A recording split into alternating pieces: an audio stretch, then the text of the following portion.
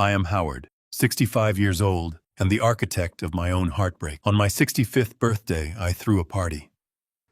Nobody came. Not my son, not my daughter-in-law, not even my grandchildren. That is when I saw my son post a picture on social media with the caption, "Reading away from problems, family time." I immediately sold all the family assets. When they came back, they had nowhere to live. Before I continue this story, let me know where you are watching from in the comments below. Hit like and subscribe if you have ever had to stand up to family who underestimated your worth. Growing up in a cramped, drafty apartment on the industrial outskirts of Chicago meant I understood the biting, humiliating sting of poverty from a very young age. I swore that my own family would never know the taste of watered-down milk or the anxiety of a looming eviction notice. Through decades of relentless labor, I built a highly successful logistics firm from the ground up, transforming my sweat and sleepless nights into a sprawling multi-million-dollar estate in an exclusive, heavily guarded suburb. I believed I was building a fortress of security for my son Trevor. Instead, I had constructed a monument to his entitlement. I stood in the dead center of the formal dining room, the heavy silence of the massive house pressing against my chest like a physical weight. The only sound was the slow, rhythmic, and deeply mocking thud of the antique grandfather clock in the hallway. 2 hours had passed since the designated start time of my birthday celebration. The grand mahogany table, polished to a mirror finish by my own hands just that morning, was a tragic banquet of absolute rejection. The massive roasted brisket I had spent 2 painstaking days marinating and slow cooking was growing cold, its rich, savory aroma souring in the stagnant, empty air. Silver platters piled high with delicate, untouched appetizers sat like lonely monuments to my foolish optimism. In the exact center of the table stood a 3-tiered cake, immaculate and pristine, bearing the number 65 in gleaming gold icing. Beside it, the rare vintage champagne I had saved for over a decade sat unopened in a heavy crystal bucket.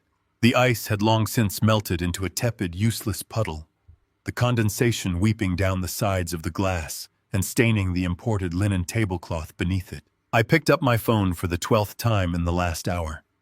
The screen illuminated the dim room, but it remained entirely devoid of the notifications I was so desperately seeking. There were no missed calls.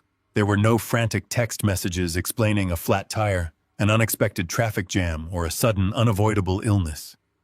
There were absolutely no apologies. I dialed my son Trevor.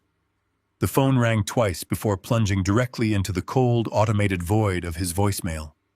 I disconnected the call and immediately dialed my daughter-in-law Melanie. Her phone went straight to voicemail, without a single ring, a clear and undeniable indication that my number had been deliberately and manually silenced.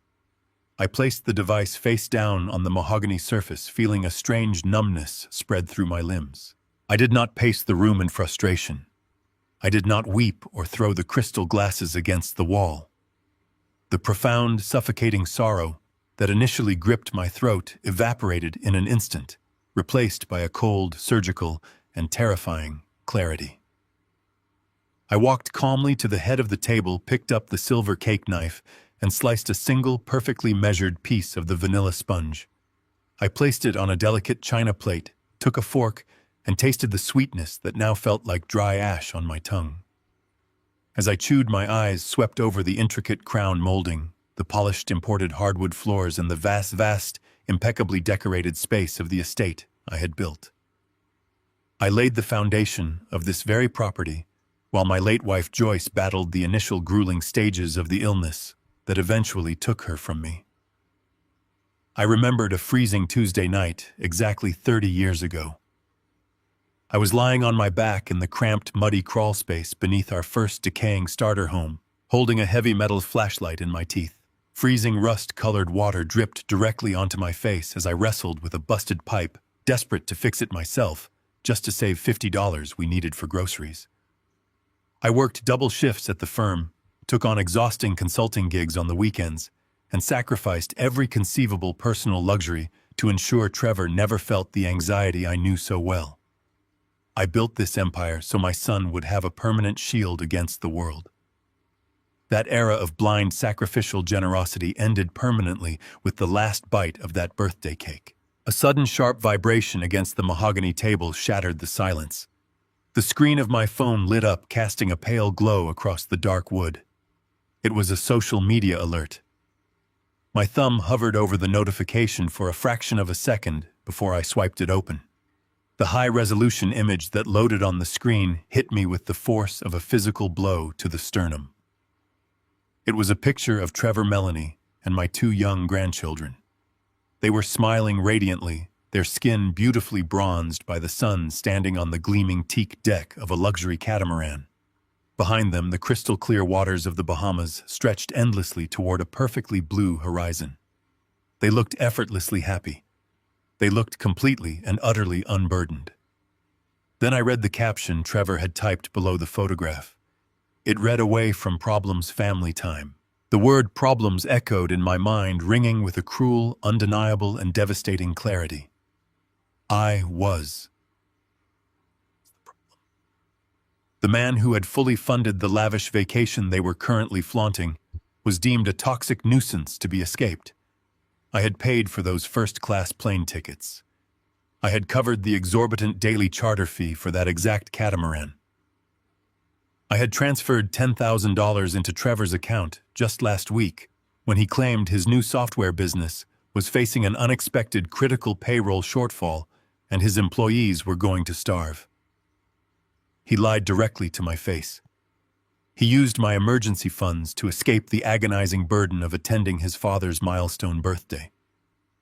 They did not just forget my celebration. They had actively, maliciously planned an international escape to avoid it, using my own hard-earned money to finance their evasion. The emotional wound of their absence instantly transformed into a chilling, absolute realization. I was not a respected father to Trevor, nor was I a beloved grandfather to those children. I was a limitless, faceless, and entirely disposable bank account. If I was the problem from which they so desperately needed a vacation, I realized it was my absolute moral duty to remove myself from their equation permanently. But before I could execute my departure, I needed to understand the precise dimensions of this problem. I needed to quantify the exact depth of their parasitism. I turned my back on the decaying feast, leaving the dining room untouched, and walked down the long, carpeted hallway to my home office. The room was my sanctuary, lined with floor-to-ceiling bookshelves and smelling faintly of old paper and the rich leather of my reading chair. I approached the heavy iron safe concealed behind a sliding mahogany panel. I spun the combination dial, the mechanical clicks sounding unusually loud and definitive in the quiet house. I pulled the heavy steel door open and extracted my master financial ledger. It was a thick, leather-bound book where I meticulously tracked every asset, every investment, and every outflow of my wealth. I sat at my large oak desk, turned on the brass reading lamp, and opened the ledger to the first page. For the next 4 hours, the rest of the world ceased to exist. I became a ruthless auditor of my own foolishness. I traced every single line item connected to Trevor and Melanie over the past 5 years. I calculated the precise market value of their rent-free existence in the sprawling, luxurious guest estate situated at the south end of my property.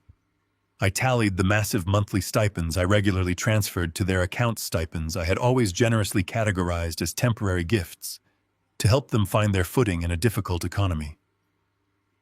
I pulled the statements for the corporate credit cards I had repeatedly paid off to save Trevor's continuously failing technology startups from complete and public insolvency. The numbers were staggering, sickening, and deeply humiliating. Hundreds of thousands of dollars bled from my accounts to subsidize a lifestyle of unearned, arrogant luxury. They drove imported vehicles I purchased outright. They slept under a roof I meticulously maintained. They wore designer clothes paid for by the sweat of my vanished youth. The portrait of my blind generosity was absolutely damning. Yet, as I cross-referenced the physical ledger with my latest digital bank statements on my computer, a deeply disturbing discrepancy caught my eye. There was a massive, highly unusual withdrawal from a secondary holding account I rarely used. The funds had been abruptly diverted to a holding company I did not recognize, authorized by a digital signature that looked like mine but felt entirely wrong. The chill in my blood deepened into something far more dangerous and far more urgent. This was not mere ungratefulness. This was a calculated, illicit financial maneuver. The conflict had just escalated from familial neglect to something highly suspicious and potentially criminal. I picked up the phone, noting the time was just past 4 in the morning. I dialed the direct cell phone number of Valerie Knox. Valerie was a ruthless, terrifyingly efficient corporate attorney known throughout the city for dismantling hostile takeovers with absolute, unforgiving precision. She answered on the second ring, her voice crisp and entirely alert, despite the incredibly early hour. I told her I had discovered a critical financial anomaly involving my son and demanded an emergency meeting at her downtown office at dawn. I hung up the phone, staring out the window at the pitch-black sky, the gears of my total retaliation already turning with unstoppable, devastating momentum. The city streets were entirely empty and washed in the harsh blue light of the pre-dawn street lamps. I drove downtown with a grip on the steering wheel that was steady and unrelenting. The heavy leather-bound ledger sat on the passenger seat right next to me. It felt like a physical anchor weighing down the phantom grief that had tried to creep back into my chest during the long hours of the night. I left the untouched birthday feast rotting on the mahogany dining table. I left the melting ice and the silent grandfather clock. I left the version of myself who believed that endless generosity could purchase genuine affection. I parked in the underground garage of the towering steel and glass building that housed the law firm of Valerie Knox.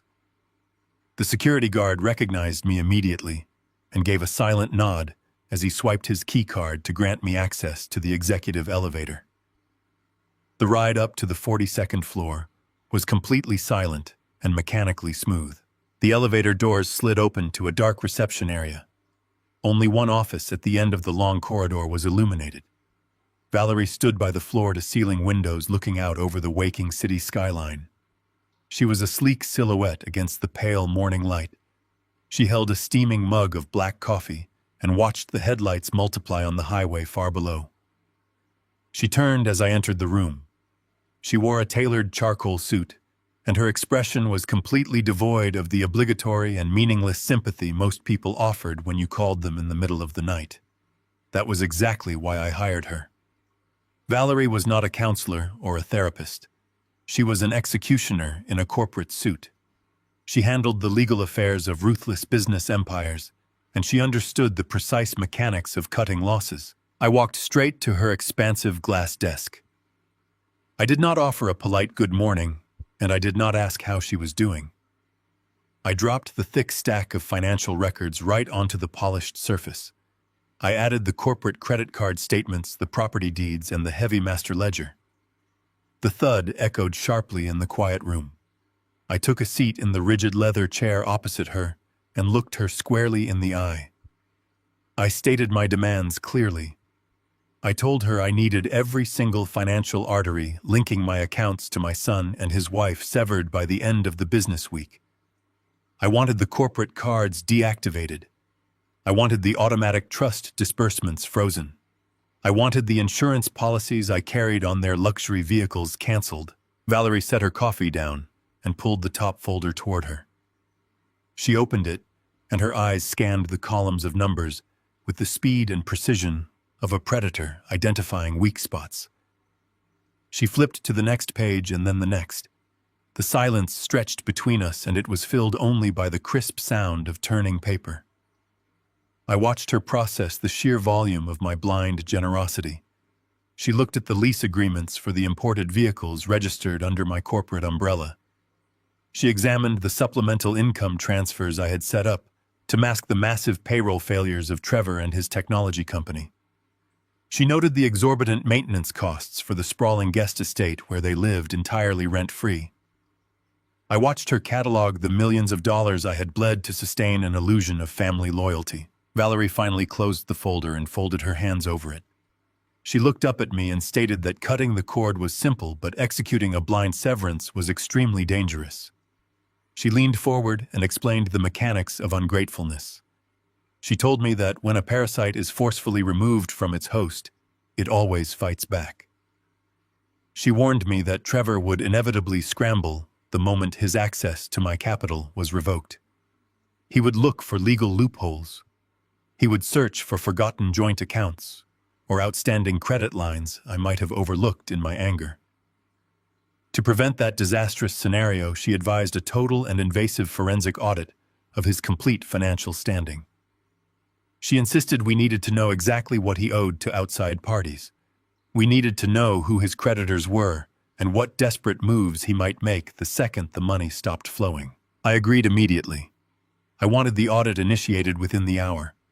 I wanted her private investigators to comb through his business filings and his personal loan histories. I wanted them to pull Melanie and her credit history to see exactly where my money had been diverted over the past 5 years. I wanted to see the complete hidden architecture of the life I had been blindly subsidizing. Valerie pressed a button on her desk phone and summoned her lead financial investigator to the office despite the early hour. She moved with a tactical efficiency that brought a strange sense of comfort to my racing mind. She was organizing the battlefield before the enemy even knew a war had been declared. As we waited for the investigator to arrive, the blue light of dawn began to crack over the horizon. The sharp reflections cast across the glass office broke my rigid posture. A heavy sigh escaped my lips, and it was a momentary lapse in my reinforced armor. I looked down at the leather ledger and spoke the name I had avoided thinking about since I sat alone at my birthday table. Nancy. I looked at Valerie and told her about the promise I made in a sterile hospital room 30 years ago. I remembered watching the monitors count down my wife and her final moments. Nancy had held my hand with a grip that was terrifyingly weak. She had looked at me with fading eyes and begged me to always protect our boy. She knew my focus was entirely consumed by building the logistics business, and she feared Trevor would be lost without her gentle guidance. I made a solemn vow to her that our son would never face the world without a protective shield. I told Valerie that for years I operated under the heavy weight of that hospital room promise. Every check I wrote to cover his mistakes felt like an obligation to my late wife. Every time I bailed him out of a failed business venture or paid for a lavish vacation, I convinced myself I was honoring that sacred vow. I thought I was shielding him from the brutal struggles I faced as a young man.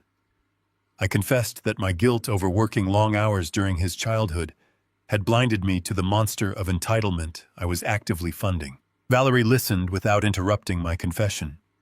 When I finished, she did not lean across the desk or offer a soft platitude. She remained perfectly still. She looked at me with an icy and undeniable truth that cut straight through the lingering fog in my mind. She stated clearly that protecting a boy from the harsh realities of the world was the duty of a loving father. But funding the arrogant and entitled delusions of an ungrateful man was an absolute insult to the very legacy I was trying to preserve. She told me that Nancy asked me to protect a son, but she never asked me to finance a traitor. Her words were harsh and entirely necessary. They sliced through the final lingering thread of my paternal guilt. The fog of obligation vanished entirely, leaving behind nothing but cold and actionable resolve. The investigator walked into the room carrying a thick digital tablet and a legal pad. I stood up and pointed directly to the master ledger on the desk. I gave the absolute order to begin the operation. There would be no warnings and no opportunities for negotiation. The financial autopsy was officially underway. The call from Valerie came exactly 48 hours after our initial meeting. She did not ask how I was sleeping or offer any polite morning greetings. She simply instructed me to be at her office in 20 minutes. I navigated the early morning city traffic with a hollow sensation gripping my stomach. The initial shock of my ruined birthday had hardened into a cold and constant vigilance over the past 2 days. I knew Valerie well enough to understand that a sudden early morning summons meant her forensic audit had unearthed something far more sinister than simple greed. I parked my car in the underground garage and took the private elevator up to the 42nd floor. When I stepped into her office, the atmosphere was remarkably heavier than it had been during our dawn meeting. The expansive glass desk was completely clear, except for a single thin manila folder resting exactly in the center. Valerie stood by the floor-to-ceiling window, watching the city wake up beneath the gray sky. She turned to face me, and her posture was rigidly professional. She did not offer me coffee or point to the leather chair. She simply walked to the desk, opened the manila folder, and slid a heavy piece of watermarked paper across the polished glass surface. I picked up the document. It was a formal notice of default from a commercial lending institution I had never dealt with in my entire life. The numbers printed on the page blurred for a fraction of a second before my mind forced them into agonizing focus. It was a demand for immediate payment on a high-interest business loan totaling over $400,000. I read the name of the primary debtor. It was Trevor and his failing software company. Then I shifted my gaze lower and read the name of the financial guarantor. It was my own name. I looked at the signature line at the bottom of the heavy paper. The ink formed the letters of my name in a stroke that mimicked my own handwriting with a terrifying and calculated accuracy. But it was absolutely not my hand that had held the pen. A cold sweat broke across my neck and spread down my spine. I looked up at Valerie, and my voice lowered to a raspy whisper as I stated that I had never seen this document before. Valerie nodded slowly, her sharp eyes registering my reaction. She explained that her investigative team had pulled the original filings from the lending institution just hours ago. Trevor had not merely borrowed money from a reckless lender to salvage his sinking company. He had executed a calculated and deliberate act of felony fraud against his own father. He had forged my signature to establish a massive line of credit he had absolutely no realistic way of repaying. The betrayal deepened exponentially as my eyes scanned the subsequent section outlining the terms of the collateral. A suffocating pressure seized my chest, making it difficult to draw a full breath. Trevor had not just forged my name to secure the cash. He had pledged the guest house, the sprawling and beautiful property he and Melanie occupied entirely rent-free, as the sole collateral for the fraudulent loan. Valerie leaned forward, and her voice sliced through the heavy air with surgical precision. She informed me that Trevor had completely defaulted on the last 3 consecutive monthly payments. The lending institution was no longer interested in negotiating terms or extending grace periods to a delinquent borrower. They were actively preparing to issue a formal foreclosure notice by the end of the week. Valerie explained the catastrophic legal chain reaction that was about to occur. Because the guest house sat on the exact same undivided parcel of land as my primary residence, a foreclosure action would immediately trigger a massive lien on the entire estate. The sanctuary I had built from the ground up to protect my family, the home where my late wife and I had planned to grow old together, was on the very verge of being seized by aggressive creditors to pay off my son and his criminal arrogance. I placed the document back on the glass desk and pressed my palms against my eyes. The sheer magnitude of the betrayal threatened to break the dam of my composure. I had spent decades sacrificing my own comfort, working myself to the bone, and telling myself that every grueling hour was an investment in my son and his secure future. I had given him shelter, subsidized his lavish lifestyle, and provided a financial safety net so vast and forgiving that he never had to experience a single consequence for his chronic failures. And this was my return on that lifelong investment. He had weaponized my unconditional generosity. He had used the very roof I put over his head as a cheap poker chip in a desperate and reckless gamble. He was entirely willing to let me lose everything I owned when his bluff was finally called by the bank. At this exact moment, he was sailing on pristine Bahamian waters and sipping expensive cocktails while a legal guillotine dangled directly over my neck. Valerie watched me process the absolute devastation in silence. She gave me the space to absorb the blow before she asked me how I wanted to proceed. She outlined the standard legal protocols for a situation of this magnitude. We could contact the authorities immediately and press criminal charges for fraud and forgery. We could summon Trevor back from his luxury vacation and confront him directly with the undeniable evidence.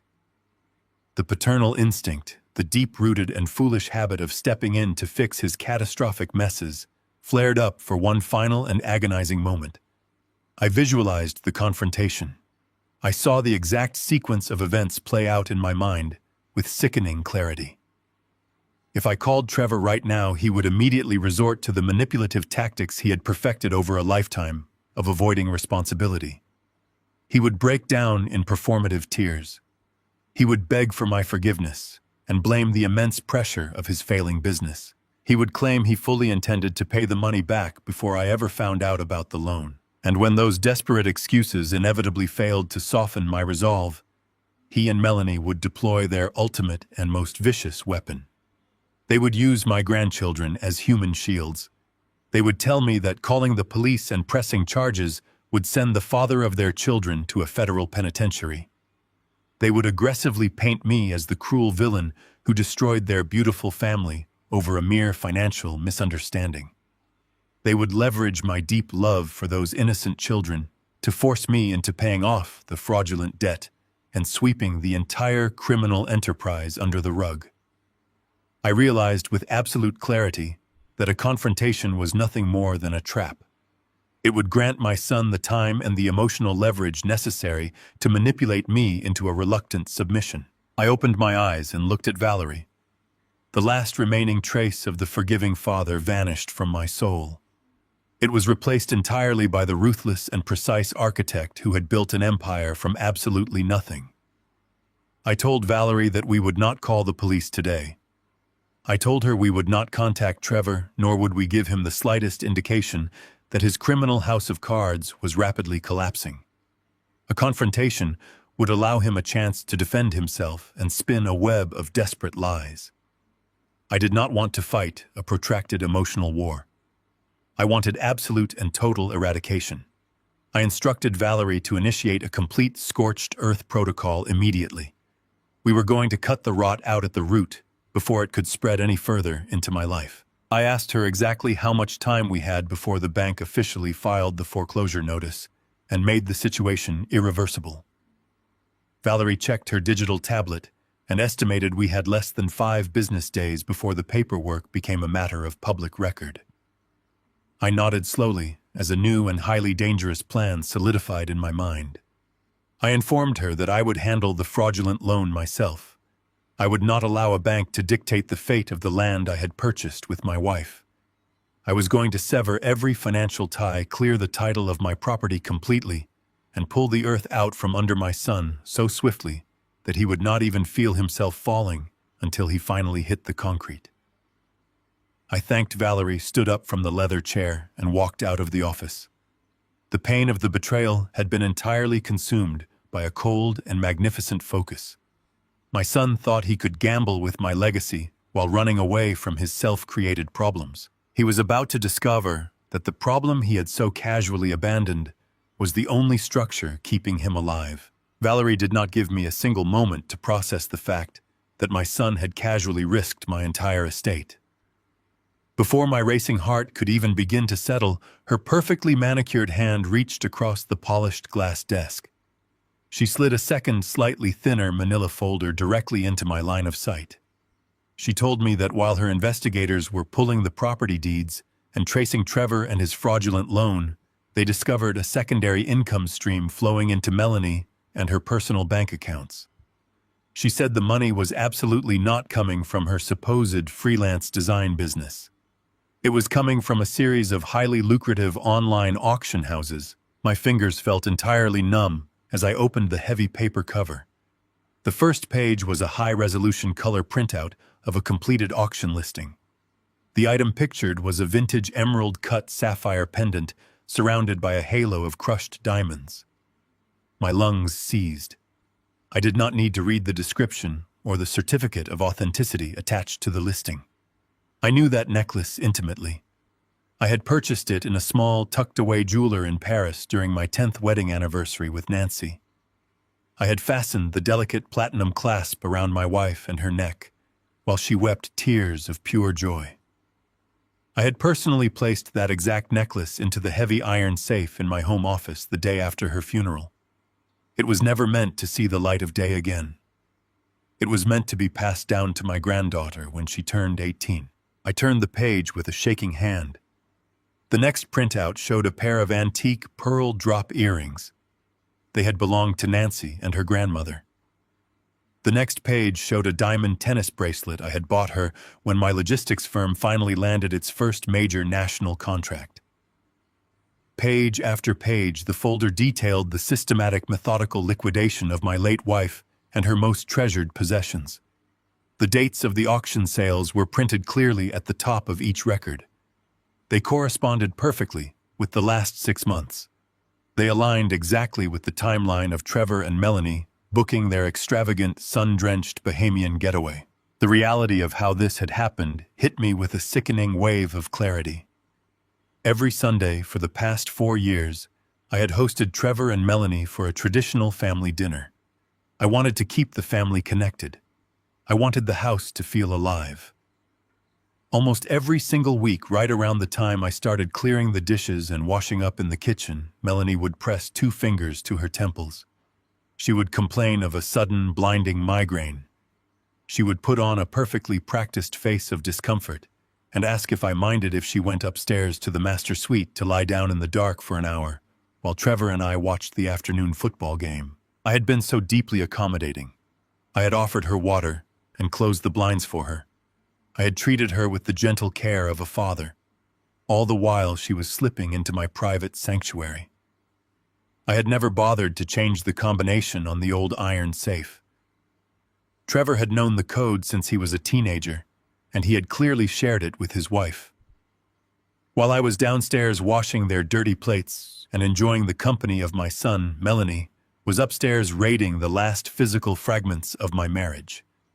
She was slipping my dead wife and her heirlooms into her designer purse piece by piece, week by week, converting my most sacred memories into raw cash to fund her luxury vacations. The initial heartbreak was a physical agony, a sharp tearing sensation right in the center of my chest. They had not just stolen money. They had violated the sanctity of my home and desecrated the memory of a woman who had loved Trevor more than her own life. But that agonizing sorrow did not last. Within seconds, the blinding pain crystallized. It froze over, hardening into a solid, impenetrable block of pure, weaponized focus. I looked up from the folder. Valerie was watching me closely, her sharp eyes studying my reaction, waiting to see if the old, forgiving father would crumble under the weight of this ultimate betrayal. She asked me if I wanted to call the police. She reminded me that we had undeniable, documented proof of grand larceny. We could have authorities waiting at the airport to place Melanie in handcuffs the moment she stepped off her return flight. I closed the folder and rested my hands flat on the glass desk. I shook my head. I told Valerie that involving the police right now would turn this into a messy public spectacle. It would give Trevor and Melanie a platform to play the victims. They would hire defense attorneys, they would drag the process out for years in the courts, and they would use my grandchildren as leverage to force a settlement. I did not want a prolonged legal battle. I did not want apologies, and I certainly did not want them to have the luxury of preparing a defense. I wanted them to return to a world where the ground had completely vanished beneath their feet. I leaned forward and gave Valerie my final, absolute directives. I told her that my logistics firm had generated significantly more wealth than Trevor had ever known about. I had intentionally hidden the vast majority of my assets in untouchable, highly secure retirement portfolios and offshore trusts. I did this years ago because I knew my son lacked the discipline to handle real wealth, and I wanted to ensure he never relied on an inheritance to survive. It was a failsafe I had built to protect him from his own greed. Now I was going to use it to execute his ruin. I authorized Valerie to immediately bypass the standard withdrawal protocols and liquidate a massive portion of my hidden portfolios. I did not care about the early withdrawal penalties or the heavy tax implications. I needed raw, untraceable liquid cash, and I needed it by the end of the business day. I instructed her to take those funds and instantly pay off the entirety of Trevor and his fraudulent business loan. We were going to wire the $400,000 directly to the commercial lending institution in one lump sum. Valerie raised a single perfectly sculpted eyebrow. She cautioned me, stating that paying off the loan effectively absorbed my son and his criminal debt. She warned that I was throwing away nearly $500,000 of my own hard-earned cash to erase a forgery. I looked at her with a cold, hollow smile.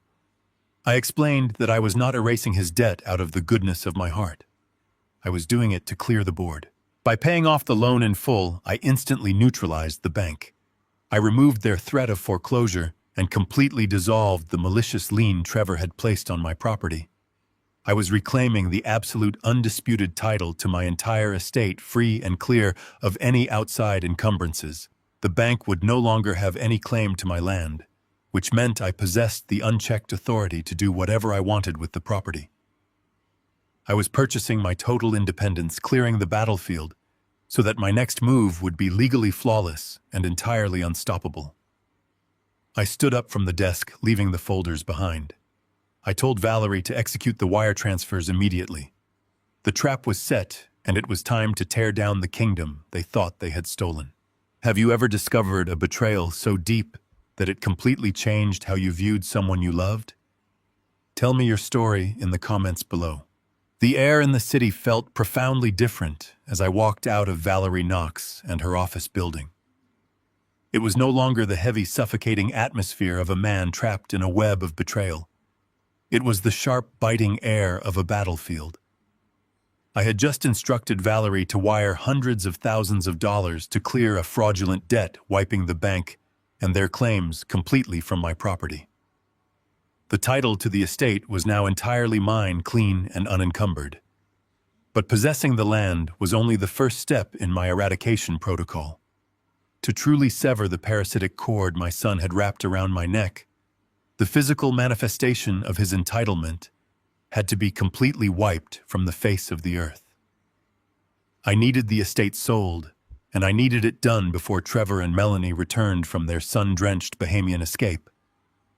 I did not have the luxury of traditional real estate listings, open houses, or 30-day escrow periods. I needed a predator. I needed Gordon Blake. Gordon was a commercial real estate developer whose reputation in the city was built on aggressive, borderline, ruthless acquisitions. He did not buy homes to live in them. He bought prime acreage to level it and erect high-density luxury condominiums. He was a man who saw no sentimental value in brick and mortar, only the cold, hard calculus of profit margins and zoning permits. I called him from the leather interior of my car, bypassing his secretary, by using a private number I had acquired through my logistics firm years ago. I told him I had 10 acres of undivided premium real estate in the most exclusive zip code of the northern suburbs. I told him the title was clear, the land was flat, and I was highly motivated to liquidate. Gordon did not ask about the architecture or the landscaping. He asked for the address and told me he would meet me at the front gates in exactly 1 hour. I drove back to the estate, the tires of my car crunching over the immaculate gravel driveway that I had painstakingly maintained for decades. When Gordon arrived, he did not step out of his black luxury sedan to admire the sweeping facade of the main house. He stood by the open door of his vehicle, his eyes narrowing as he scanned the perimeter of the property. He was calculating square footage, estimating demolition costs, and visualizing profit. We walked the grounds together in total silence. I led him past the formal gardens I had planted for Nancy, past the heavy mahogany doors of the main house, and straight down the winding paved path toward the guest estate. The guest estate was a sprawling modern structure that Trevor and Melanie had occupied entirely rent-free for the entirety of their marriage. Gordon barely glanced at the custom windows or the imported stone patio. He looked at the guest house and bluntly stated that it was a structural liability, an obstacle standing in the way of a highly lucrative multi-unit development. He told me his crews would need to bulldoze every single building on the property to maximize the footprint for his luxury condominiums. He expected me to flinch. He expected the typical sentimental resistance of an old man clinging to the memories embedded in the plaster and wood of his family home.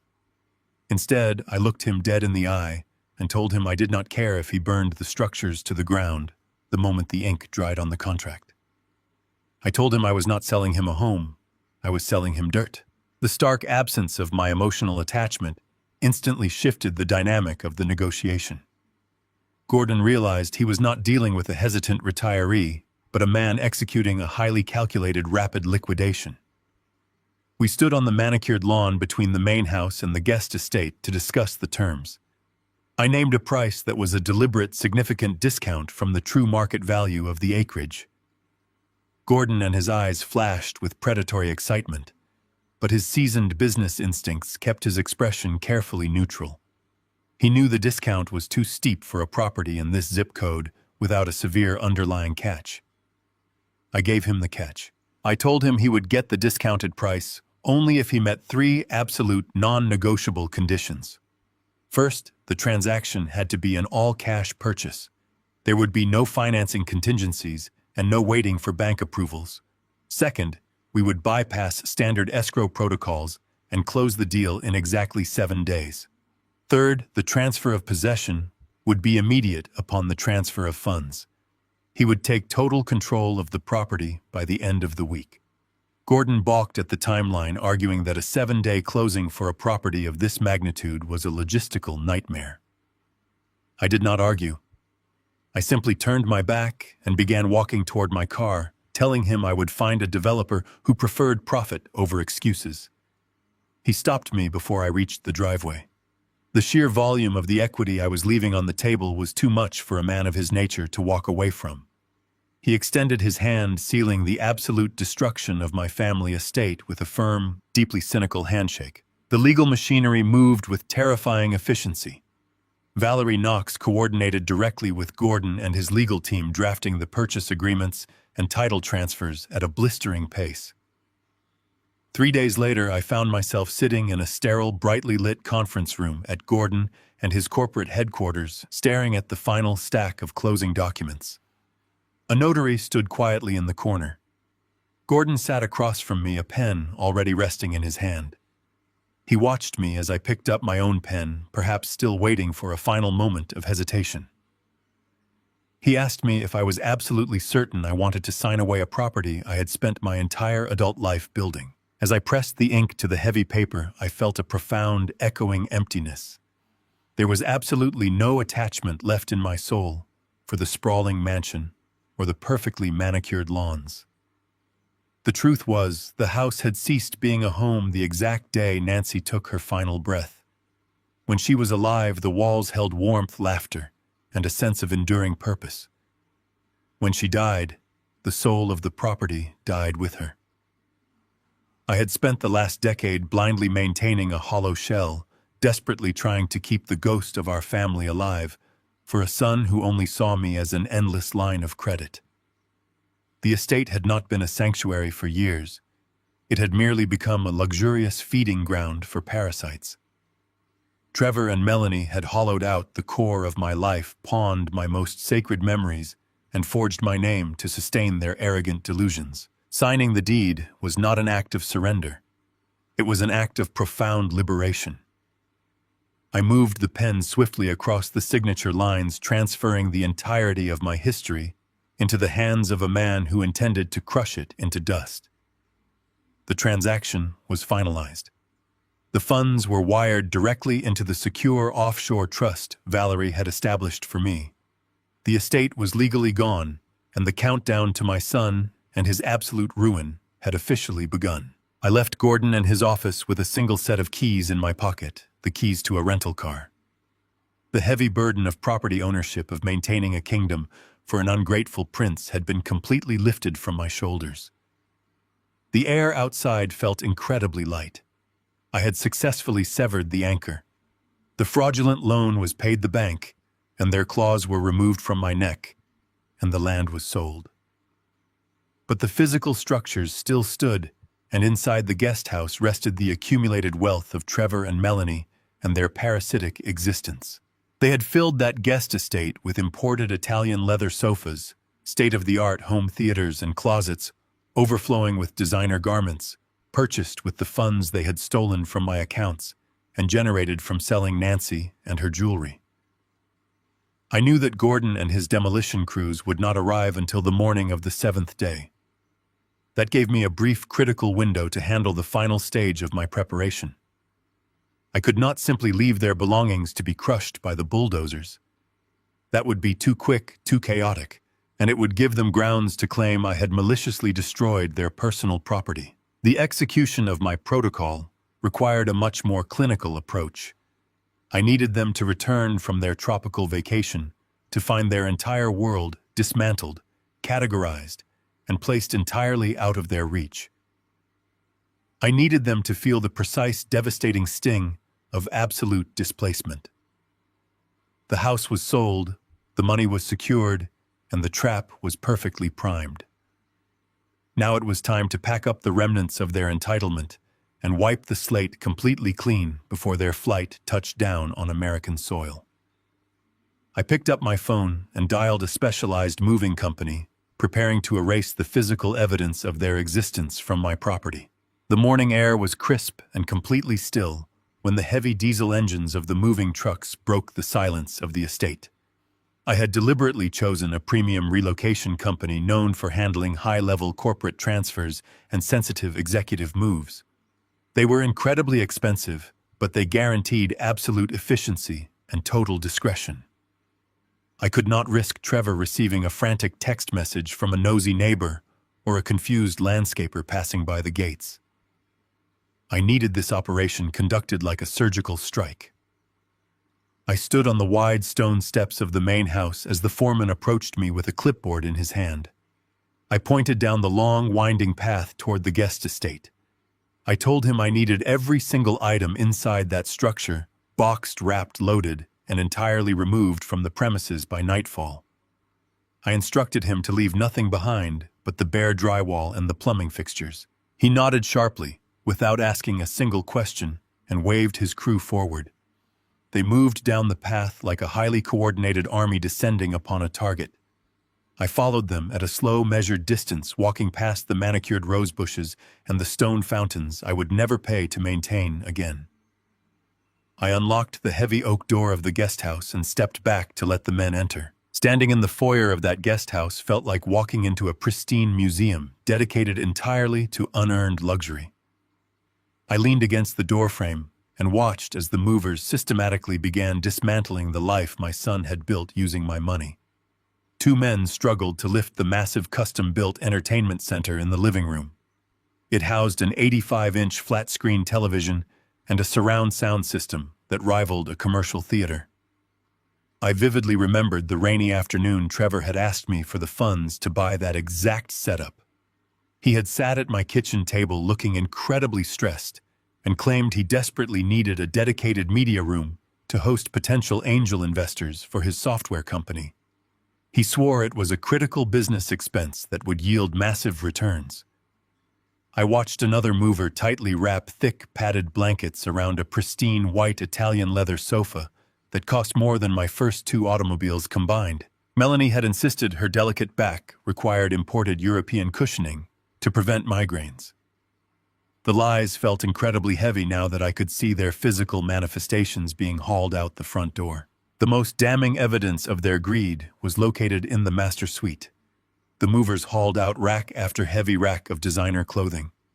I saw silk evening dresses with the original price tags still dangling untouched from the sleeves. I saw rows of custom-tailored suits Trevor had worn exactly 1 time before discarding them for newer styles. I watched a man carry out a premium leather golf bag filled with custom-weighted titanium clubs. Trevor had convinced me that an exclusive country club membership and elite equipment were absolutely vital for securing corporate partnerships on the golf course. The sheer volume of material excess was nauseating. It took 3 dozen extra large reinforced boxes just to empty Melanie and her walk-in closet. Every single item being carefully packed into anonymous brown cardboard was a direct result of a lie they had spun to manipulate my paternal guilt. They had constructed a sprawling kingdom of silk leather and electronics, using my lifelong sacrifice as their primary funding source. Now I was compressing their entire fraudulent kingdom into cardboard boxes. The loading process took the entire day. By late afternoon, 3 massive moving trucks were fully packed and idling heavily in the circular driveway.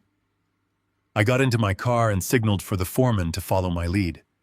We drove far away from the gated communities, the manicured country clubs, and the sweeping green lawns of the northern suburbs. We headed deep into the industrial outskirts of the city, where the smooth pavement turned into cracked asphalt, and the architecture shifted to faded concrete warehouses and rusting chain-link fences. I pulled into a sprawling, dilapidated storage facility situated right next to the deafening roar of the interstate highway. It was a massive grid of rusting corrugated metal doors, surrounded by broken concrete and tall yellow weeds pushing aggressively through the pavement. The air smelled sharply of diesel exhaust and damp earth. I walked into the cramped, poorly lit front office and spoke to the board attendant sitting behind a scratched plexiglass window. I told the attendant I wanted to rent the absolute largest unit they had available on the property. I specifically and deliberately chose a unit without any climate control. I was given the keys to a raw concrete box with a heavy rolling metal door that faced the baking afternoon sun. I paid the attendant in cash for exactly 1 month of rent. I did not leave a credit card on file. I did not sign up for automatic billing or late payment protection. I walked back out to the trucks and unlocked the heavy rusted padlock on the designated unit. I pushed the metal door up and instructed the foreman to unload everything inside. I stood in the dusty parking lot and watched as the pristine white leather sofa was violently shoved into a dark, filthy corner. I watched the expensive home theater equipment and the countless boxes of designer clothing get stacked haphazardly against the raw, sweating concrete walls. The brutal summer heat would bake the unit during the day, and the suffocating humidity would settle deep into the fabrics at night. They had treated my home like a disposable luxury hotel, and now their entire carefully curated life was sitting in a sweltering metal box on the noisy edge of the highway. I pulled the metal door down and snapped the heavy padlock shut when the trucks were finally empty. They had exactly 30 days to figure out how to salvage their belongings before the facility auctioned everything off to the highest bidder to cover the unpaid rent. 30 days felt like an incredibly generous expiration date on their lifelong entitlement. I drove back to the estate just as the sun began to sink below the tree line. The sprawling property was completely silent again. The guest house was entirely hollowed out, leaving nothing but empty rooms and echoes. I walked into the main house and began preparing for my own permanent departure. The stark contrast between my packing process and the massive spectacle I had just supervised was profound. I did not need 3 moving trucks. I did not need a crew of strong men to box up my existence. I walked straight into the garage and retrieved my heavy canvas tool bag.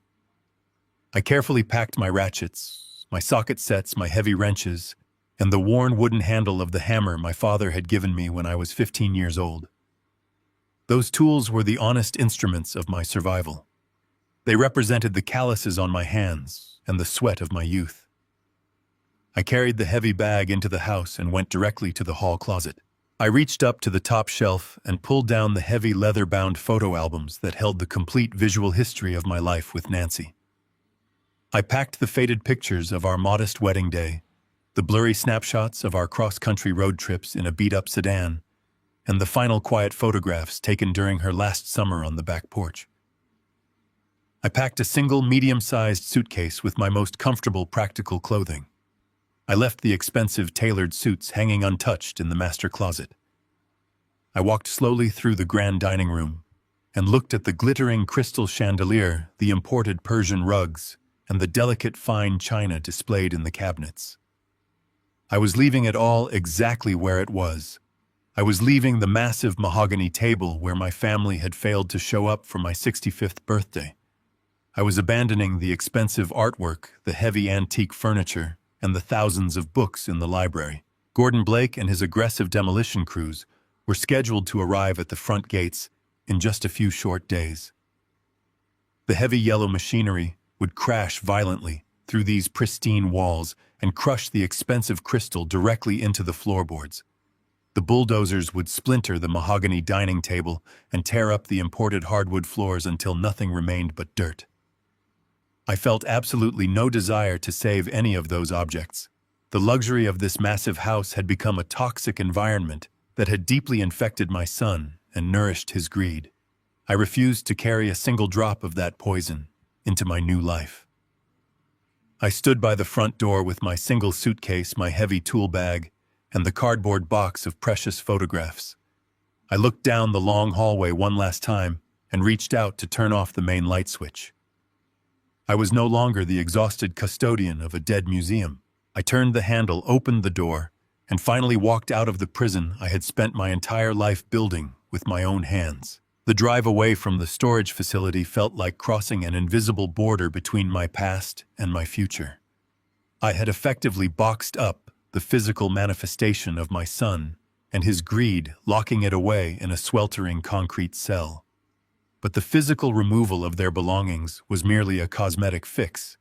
To truly protect myself from the inevitable fallout, I needed to become a ghost. Trevor had spent his entire adult life relying on his ability to locate me, wear me down, with emotional manipulation, and extract whatever financial lifeblood he required to survive. If he could find me, he would try to break me. I knew his tactics intimately. He would bring my grandchildren to my doorstep.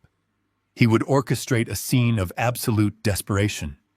He would weep, he would beg, and he would rely on the deeply ingrained paternal guilt that had ruled my life for over 3 decades. The only way to win a war against a master manipulator is to completely remove the battlefield.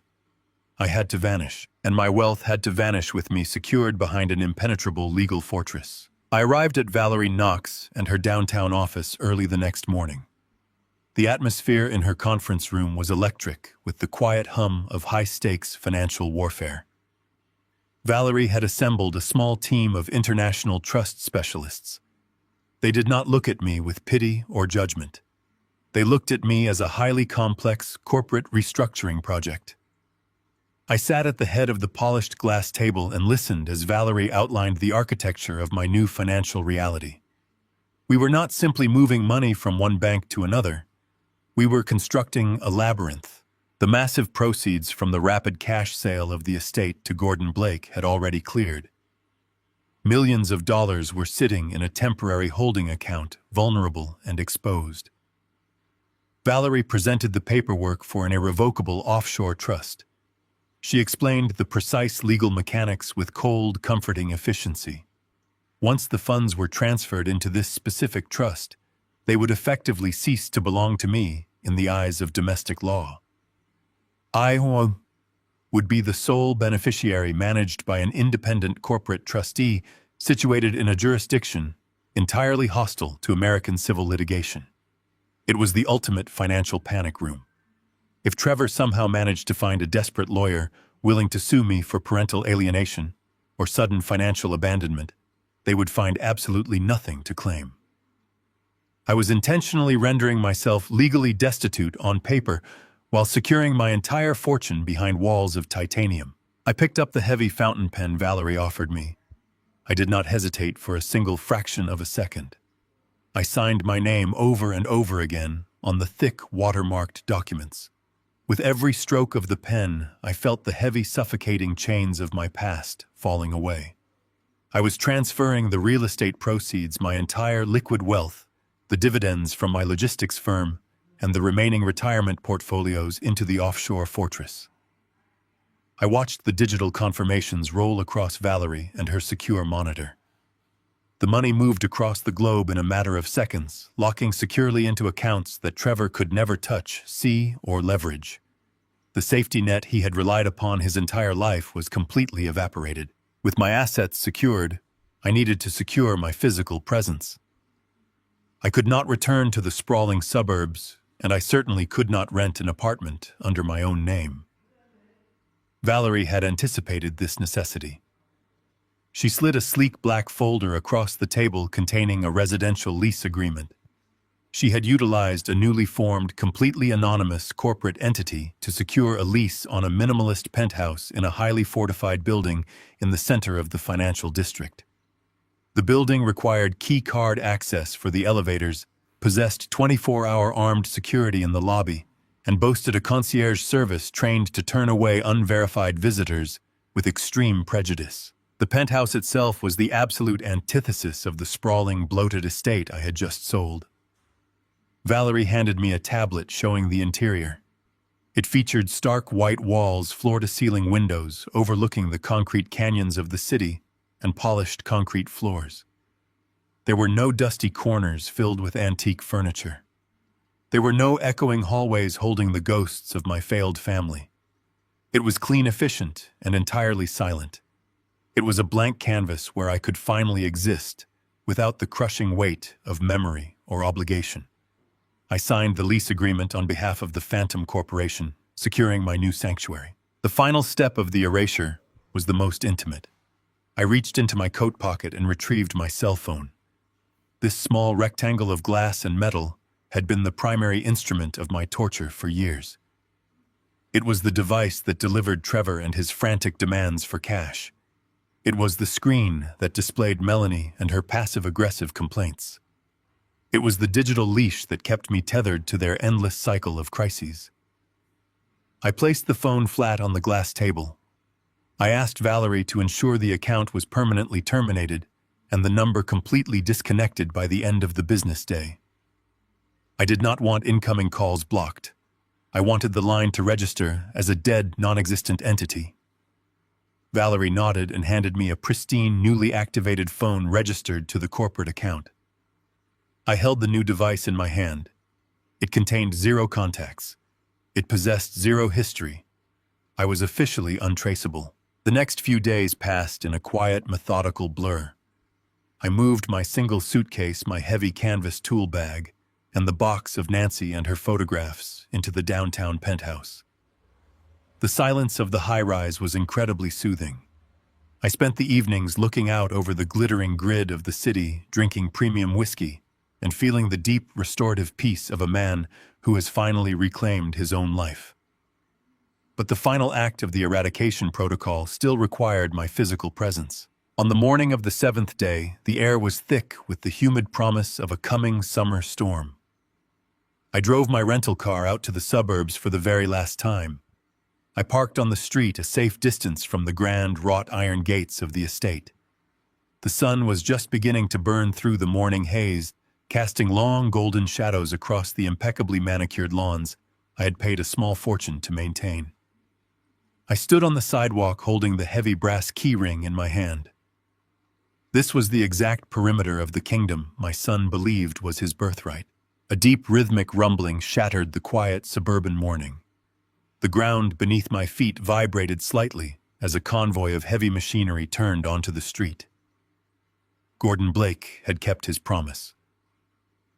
A massive flatbed truck carrying a towering yellow excavator crawled toward the gates, belching thick plumes of diesel exhaust into the pristine air. Following closely behind were 2 large dump trucks and a fleet of white pickup trucks carrying the demolition crew. The mechanical roar of the engines was deafening, a brutal and magnificent symphony of destruction. Gordon Blake stepped out of the lead pickup truck wearing a hard hat and a high-visibility vest. He walked toward me with the brisk, unsentimental stride of a man entirely focused on his profit margins. He did not offer small talk. He stopped a few feet away and extended his hand. I looked at the heavy brass keys resting in my palm. They were the keys to the main house, the keys to the guest estate, and the codes to the security gates. They represented 40 years of backbreaking labor, endless sacrifice, and profound disappointment. I placed the keys directly into Gordon and his waiting hand. I did not say a single word. He gave me a brief, professional nod and turned immediately to face his crew. He raised his arm and blew a sharp, piercing blast on a metal whistle. The massive yellow excavator roared to life, its diesel engine screaming as it rolled slowly off the flatbed trailer and directly onto the immaculate gravel driveway. The heavy iron treads crushed the expensive landscaping stones, leaving deep, violent scars in the earth. The machine rotated its enormous cab and raised its iron claw high into the air, aiming directly for the roof of the guest house, where Trevor and Melanie had slept so comfortably just a week prior. I turned my back on the estate before the iron claw made impact. I did not want to watch the walls come down. I had already demolished the emotional foundation of that house days ago. I walked slowly down the suburban sidewalk toward my rental car, the deafening sound of shattering timber and tearing drywall echoing behind me. With every step I took, the weight on my shoulders grew lighter. I opened the car door and slid into the driver's seat. I started the engine and pulled away from the curb, driving steadily back toward the anonymity of the city skyline. I felt absolutely no regret. I felt no fear. I knew that in a matter of hours, Trevor and Melanie would step off a plane deeply tanned and completely broke. They would drive back to their stolen kingdom, expecting to find their soft beds and their endless line of credit. Instead, they were going to find a cloud of plaster dust, a chain-link fence, and the absolute terrifying reality of a world where I no longer existed to save them. The storm was finally here, and for the first time in my life, I was watching it safely from behind unbreakable glass.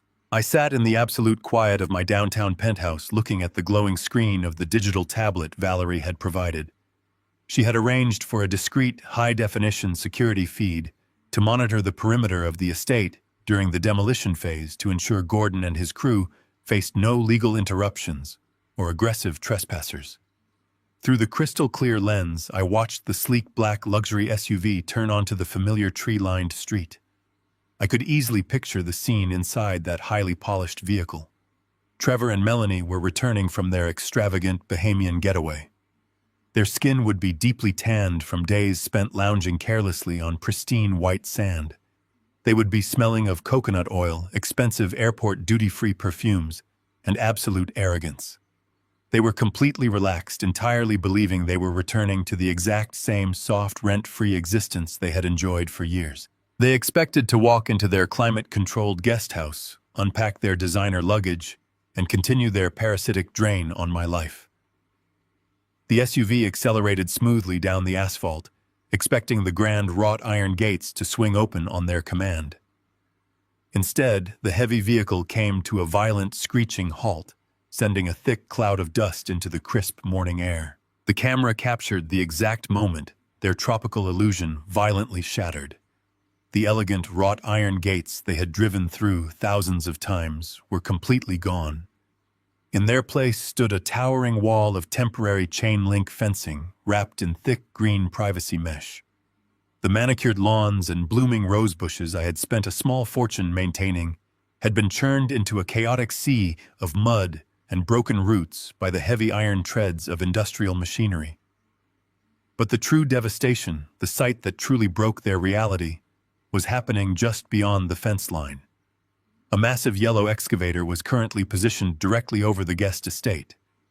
As I watched through the silent screen, the machine raised its heavy iron claw and drove it with sickening mechanical force straight through the imported slate roof of the structure. The roof collapsed inward immediately, sending up a massive, towering plume of gray plaster dust. That was the exact spot where Melanie used to sleep off her entirely fabricated migraines while secretly plotting the theft of my dead wife and her precious jewelry. The iron claw retracted and swung again, tearing away the entire front facade of the living room. That was the room where Trevor used to sit on his imported white leather sofa and spin endless lies about his failing software company while begging for capital. The passenger doors of the SUV flew open before the vehicle was even fully shifted into park. Trevor leapt onto the pavement. Even through the silent video feed, his sheer panic was physically palpable. He dropped his expensive leather travel bag directly into the mud without a second thought.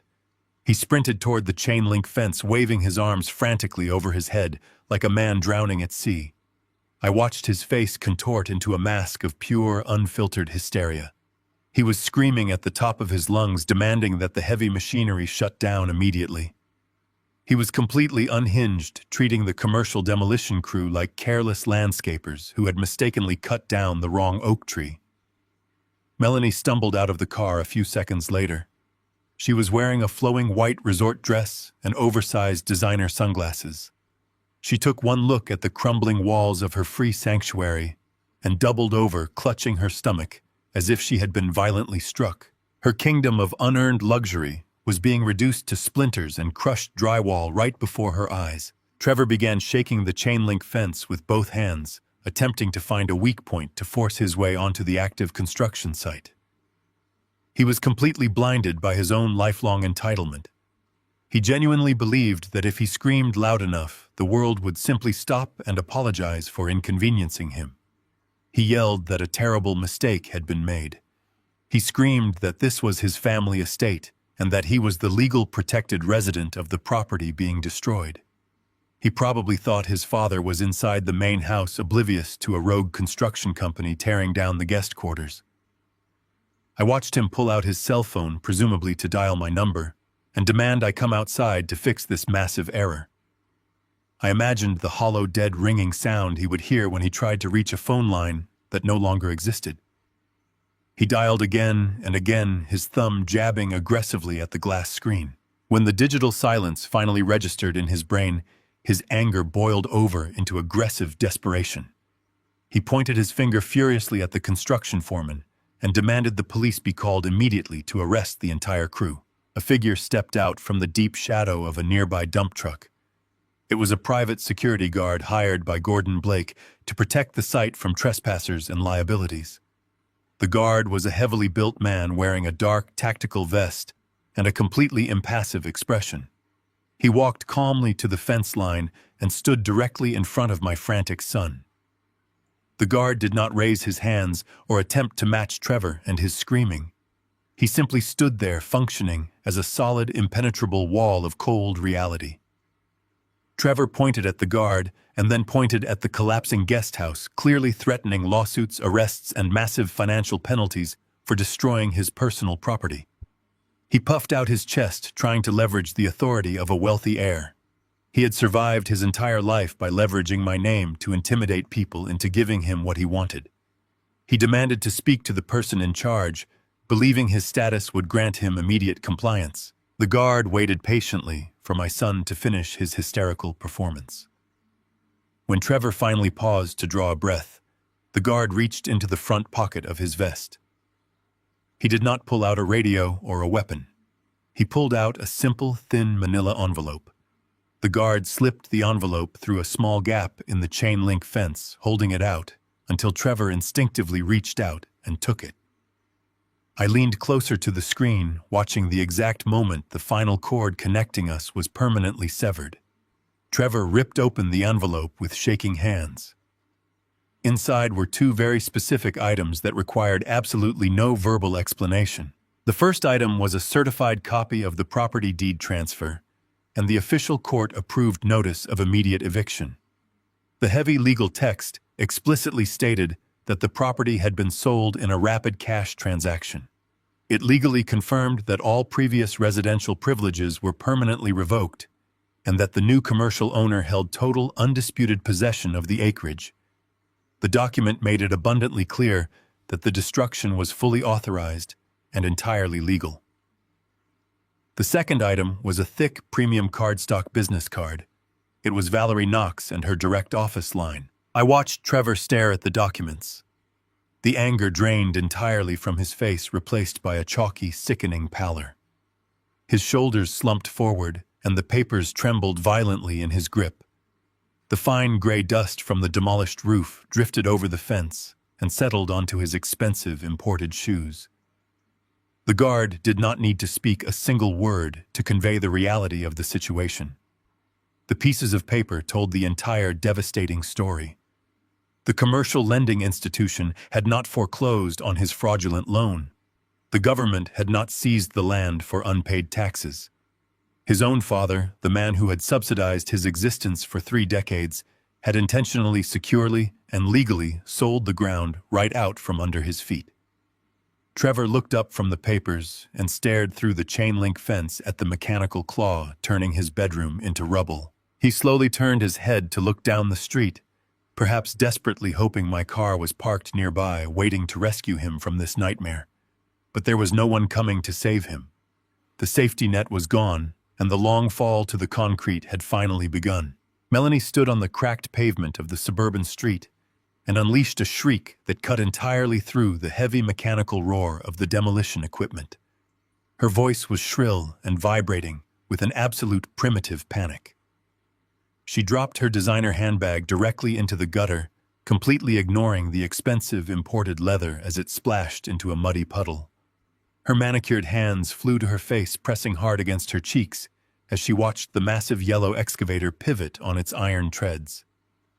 The machine swung its heavy steel claw and ripped a gaping, violent hole through the second floor of the guest estate. That specific room was her custom-designed walk-in closet. The walls splintered outward, sending a massive cascade of pulverized drywall, shattered glass, and broken timber raining down onto the pristine lawn. She screamed again, a raw, breathless sound, demanding that someone stop the destruction. But the commercial construction crew continued their work, with clinical, terrifying efficiency, completely ignoring the hysterical woman in the white resort dress. Trevor stood frozen beside her, his breath catching painfully in his throat. The official eviction notice in his hand felt as heavy as a solid block of lead. The words printed on the thick legal paper refused to make logical sense in his brain. His father had sold the property. The estate was gone. The sanctuary was gone. A cold, suffocating terror began to wrap tightly around his chest. He shoved the legal documents into his pocket and frantically pulled out his mobile phone. His thumbs flew across the glass screen, desperately dialing his father and his private number. He held the phone to his ear, his heart hammering against his ribs in a frantic, erratic rhythm. He fully expected the line to ring. He expected to hear his father and his familiar, exhausted voice answering the call. He expected to leverage his usual tactics, to yell, to demand an explanation, and to ultimately manipulate his way back into a comfortable financial position. Instead, a mechanized, completely devoid of emotion, automated voice filled his ear. The voice stated that the number he was trying to reach had been disconnected and was no longer in service. Trevor pulled the phone away from his face and stared at the screen in absolute disbelief. He redialed the number, convinced it was a simple network error. The exact same automated message played again. His father had not simply changed his number. He had completely eradicated his digital footprint. The realization hit Trevor with the force of a physical blow. His father, the man who had answered every single desperate phone call for 35 years, had completely vanished. Melanie grabbed his arm, her acrylic nails digging painfully into his skin. She was sobbing hysterically, her expensive sunglasses skewed, and her face heavily streaked with tears. She demanded that he fix the situation immediately. She screamed that they had nowhere to go, that all her belongings were inside that collapsing house, and that they were standing in the street like common vagrants. Trevor could not process her demands. The deafening sound of the excavator crushing the wooden framing of the guest house was making it impossible to think clearly. He grabbed Melanie by the elbow and forcefully pulled her back toward their luxury utility vehicle. He told her to get inside the car. They needed to leave the chaotic construction site immediately and find a quiet place to strategize. They needed a temporary sanctuary to formulate a legal response and locate his missing father. Trevor slammed the vehicle into gear and accelerated aggressively down the street, putting as much distance between them and the demolition crew as possible. The heavy silence inside the car was suffocating. Melanie sat in the passenger seat, weeping into her hands, completely shattered by the sudden loss of her unearned luxury. Trevor gripped the leather steering wheel so tightly his knuckles turned completely white. His mind raced through a frantic catalog of options. They needed a place to stay. They needed a base of operations. He immediately thought of the grand, towering luxury hotel situated in the center of the financial district. It was an exclusive, familiar environment where they were treated with utmost respect and deference.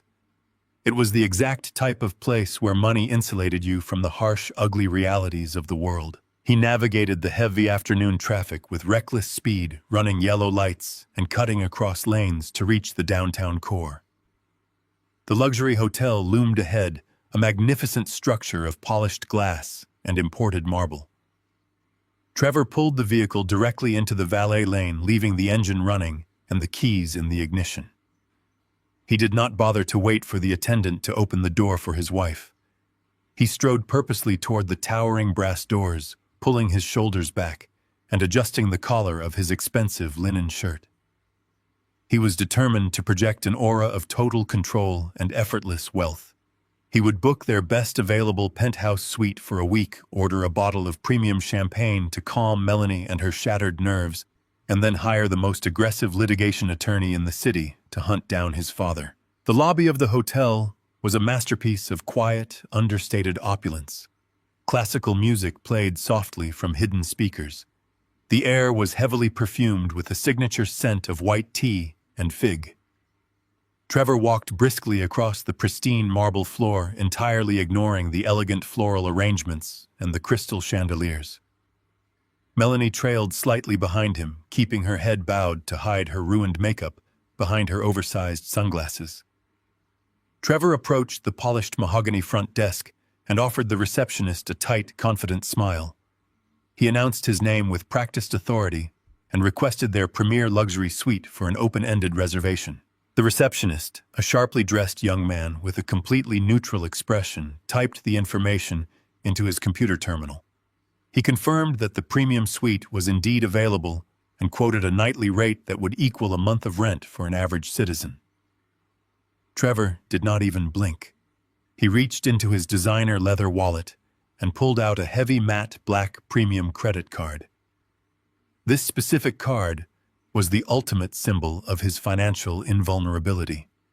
It carried an essentially unlimited purchasing capacity, and it was entirely linked to an account funded directly by his father and his massive logistics empire.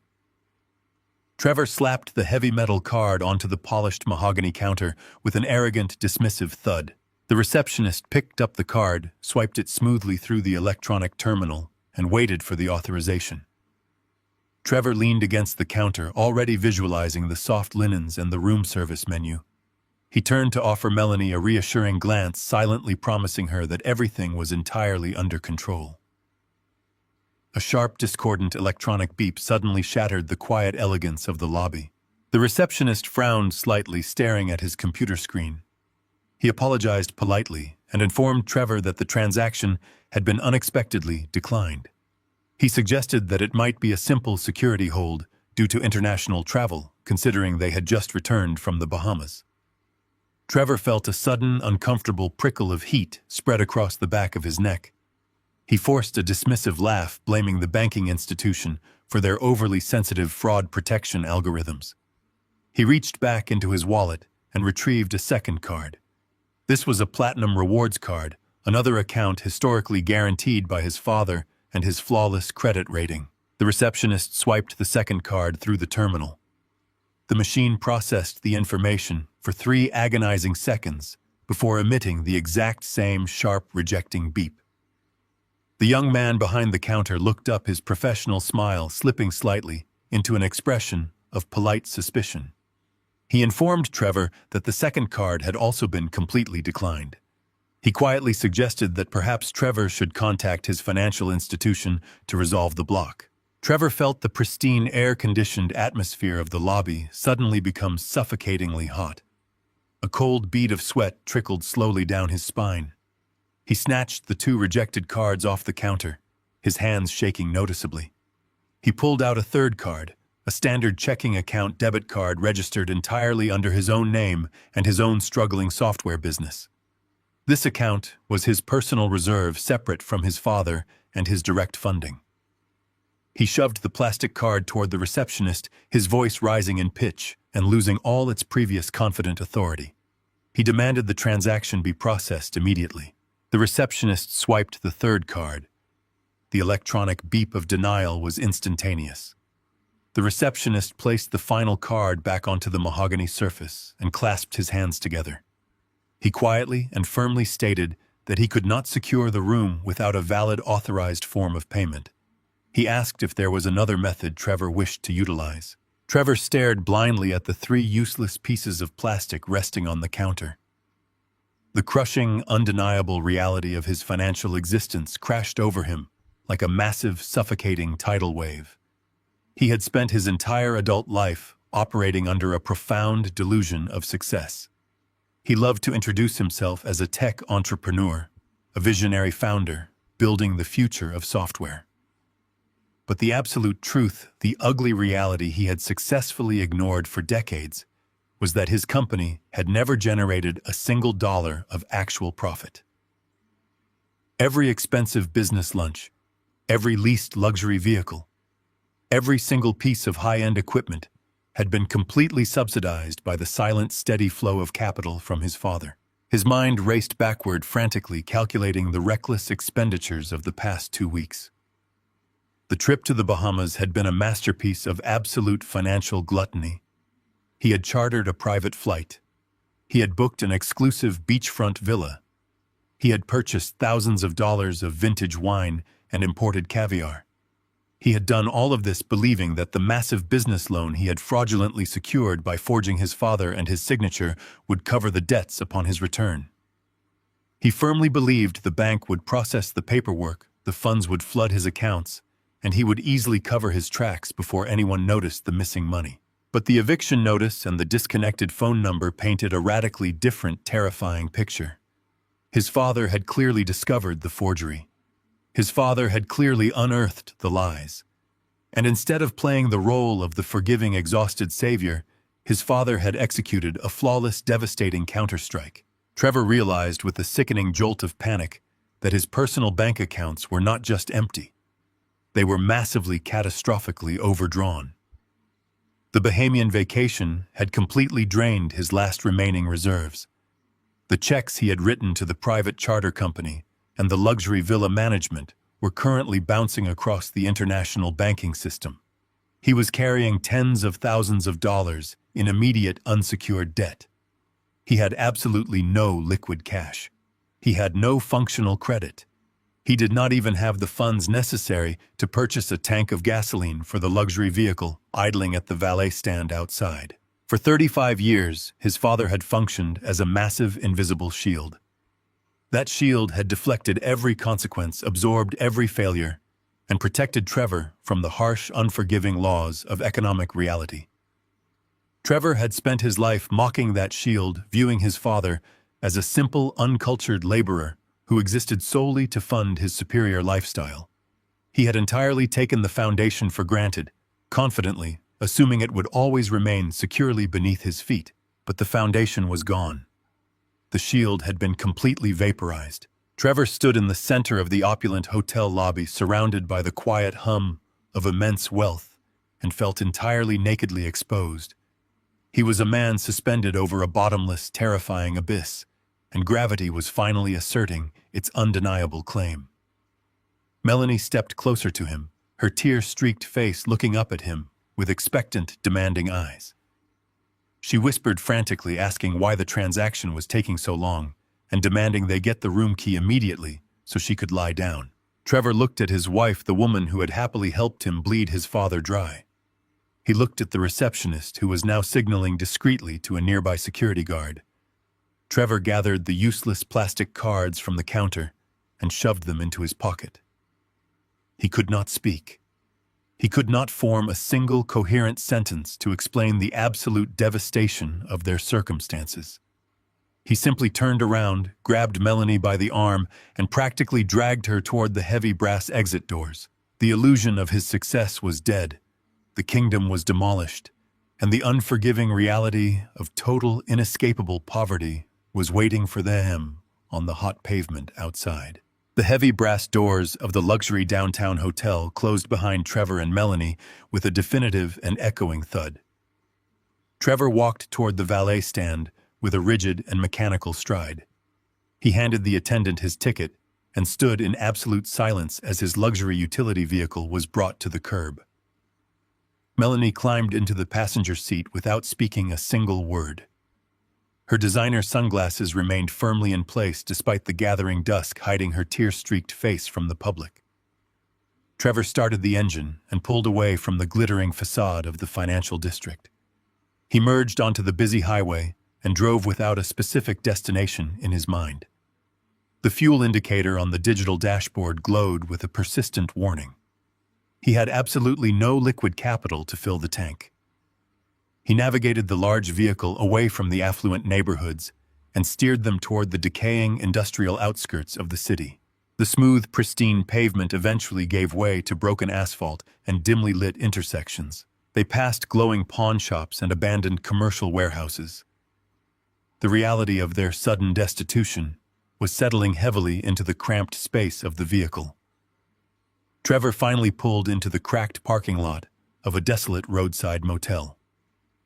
A flickering neon sign buzzed loudly overhead, casting a harsh and unforgiving red glow over the dilapidated property. The exterior doors of the rooms were chipped and painted a dull, institutional brown. Melanie stared out the passenger window in absolute horror. She refused to open her door. Trevor turned the engine off and looked at his wife. He told her she needed to use her emergency credit card to secure a room for the night. Melanie recoiled as if he had physically struck her. She clutched her expensive imported handbag tightly to her chest and argued that they could not possibly stay in such a vile and dangerous place. Trevor did not have the energy to coddle her delusions. He stated with brutal clarity that his bank accounts were entirely frozen and they had absolutely no other options left in the world. Melanie stepped out of the vehicle with stiff and deeply reluctant movements. She walked toward the front office and stood behind a thick panel of scratched bulletproof glass to complete the transaction.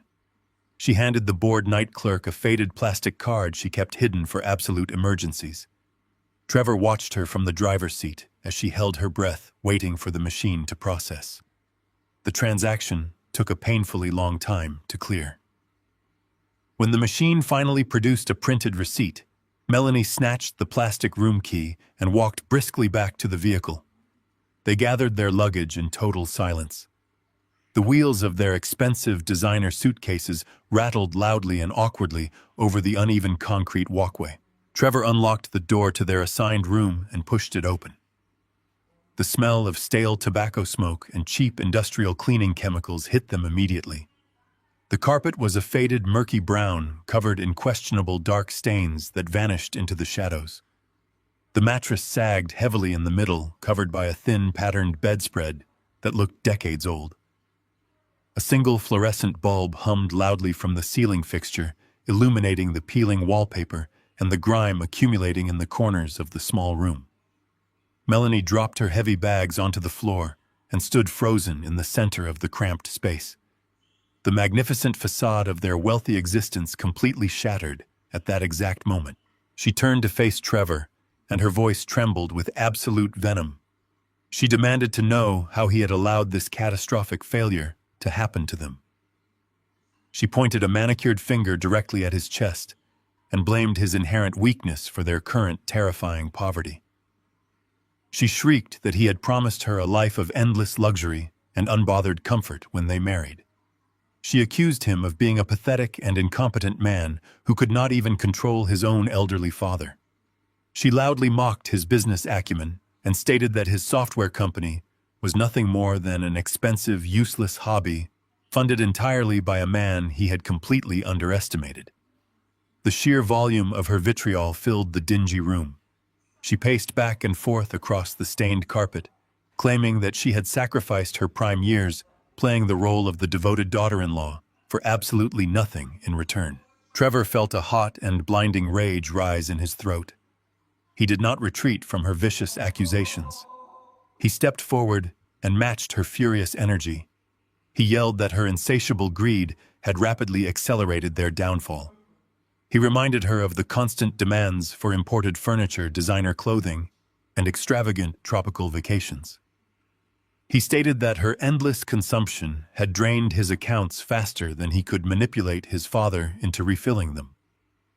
He brought up the calculated Sunday dinners and accused her of pushing his father too far with her arrogant and entitled behavior. They stood inches apart, screaming bitter and unforgiving truths at one another. The argument systematically stripped away every remaining illusion they held about their marriage. They realized with terrifying clarity that they possessed absolutely no genuine affection for each other. Their entire relationship was a transactional arrangement built entirely upon the foundation of his father and his bank accounts. Now that the foundation was completely eradicated, they had nothing left but mutual resentment and shared panic. The argument eventually burned itself out, leaving them both entirely exhausted and hoarse. They did not sleep. They sat on opposite sides of the sagging mattress, staring blankly at the flickering television screen. The roar of transport trucks rushing down the nearby highway rattled the thin window panes throughout the night. The harsh reality of their destitution pressed down on them in the suffocating darkness. Trevor watched the digital clock on the bedside table slowly tick toward dawn. His mind raced frantically, looking for any possible loophole or legal maneuver to escape this nightmare. As the first rays of gray morning light filtered through the dusty curtains, a sudden and desperate idea formed in his exhausted mind. He remembered the legal documents he had manufactured to secure the massive business loan before their trip. He had successfully forged his father and his signature to create a comprehensive power of attorney. That specific document granted him total legal control over the estate and the financial portfolios. The bank had accepted it without a single question. Trevor convinced himself that he could use that exact same document to seize control of their current situation. He reasoned that he could contact the authorities and claim his father was experiencing a severe and sudden mental decline. He would argue that the rapid, uncharacteristic sale of the family estate was the action of an incompetent old man and demand that the transaction be legally reversed immediately. He felt a sudden surge of misplaced confidence wash over him. He truly believed he still held the ultimate trump card. Trevor waited until exactly 8 o'clock in the morning. He picked up his mobile phone and dialed the direct office line of Valerie Knox. He paced aggressively across the stained carpet as the phone rang, preparing to deploy his most arrogant and commanding tone. He believed Valerie was simply a hired hand he could easily intimidate. When Valerie answered the call, her voice was crisp, professional, and entirely devoid of warmth. Trevor did not offer a polite greeting. He launched immediately into a furious and demanding tirade. He demanded to know where his father was hiding and insisted that the sale of the family estate was completely illegal. He raised his voice and stated that he possessed a fully executed power of attorney, granting him total, absolute control over his father and his assets. He threatened to involve the police, file massive civil lawsuits, and drag Valerie and her firm before a judge to reverse the real estate transaction. He demanded that she freeze all transferred funds immediately and reinstate his access to the primary bank accounts. Valerie allowed him to shout until he completely ran out of breath. She did not interrupt his frantic, ridiculous threats. When the phone line finally fell silent, except for his heavy breathing, she spoke with surgical precision. She informed Trevor that she was fully aware of the power of attorney document he was aggressively referencing. She stated that her investigative team had retrieved the original filings from the commercial lending institution several days ago. Her tone dropped by a full octave, becoming incredibly cold and absolute. She calmly informed my son that the power of attorney was currently sitting in a secure evidence locker. She explained that the forged document was the central component of an active and rapidly expanding criminal investigation regarding felony fraud and aggravated identity theft. She advised him that any attempt to utilize or enforce that specific piece of paper would result in his immediate federal indictment. She did not wait for his response or his excuses. She simply terminated the call, leaving Trevor standing in the squalid motel room, holding a silent phone while his entire world finally and completely collapsed around him. The secure phone resting on the pristine marble counter of my penthouse vibrated quietly against the cool stone. It was early in the morning and the sprawling city below was just beginning to wake up under a pale gray sky. I answered the call and heard the calm and measured voice of Valerie Knox echoing through the receiver. She informed me that my son and his wife had just breached the security perimeter of her downtown office building. They had apparently waited outside the lobby and slipped through the revolving doors behind a large group of arriving corporate executives.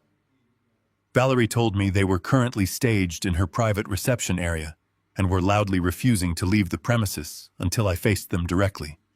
They were threatening to involve the media and screaming wild accusations about stolen inheritances and illegal real estate transactions. Valerie offered to have building security forcefully remove them and hand them over to the local authorities to avoid a public scene.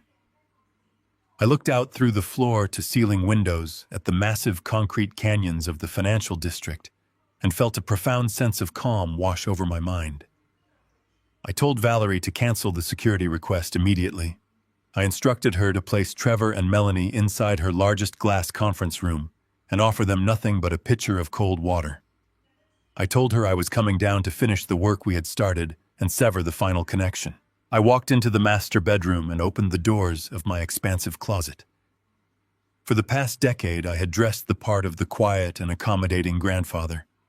I had worn soft cardigans and faded slacks because Melanie often made subtle, passive-aggressive remarks about how my formal business attire made her feel intimidated and uncomfortable in my presence. I had spent years deliberately shrinking my own presence and softening my edges to make room for their massive, fragile egos. I bypassed the casual clothing entirely without a second thought. I reached deep into the back of the wardrobe and selected a heavy charcoal gray suit tailored specifically for me during the absolute height of my corporate career. I put on a crisp white shirt and fastened a dark silk tie tightly around my neck. I slid my arms into the tailored jacket and looked at my reflection in the full-length glass mirror. The tired and defeated old man who had wept over a forged bank document just a week ago was completely gone.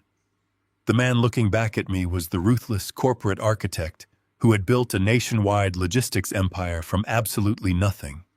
I felt sharper and healthier and significantly more imposing than I had in 10 long years. My spine was perfectly straight, and my mind was incredibly clear.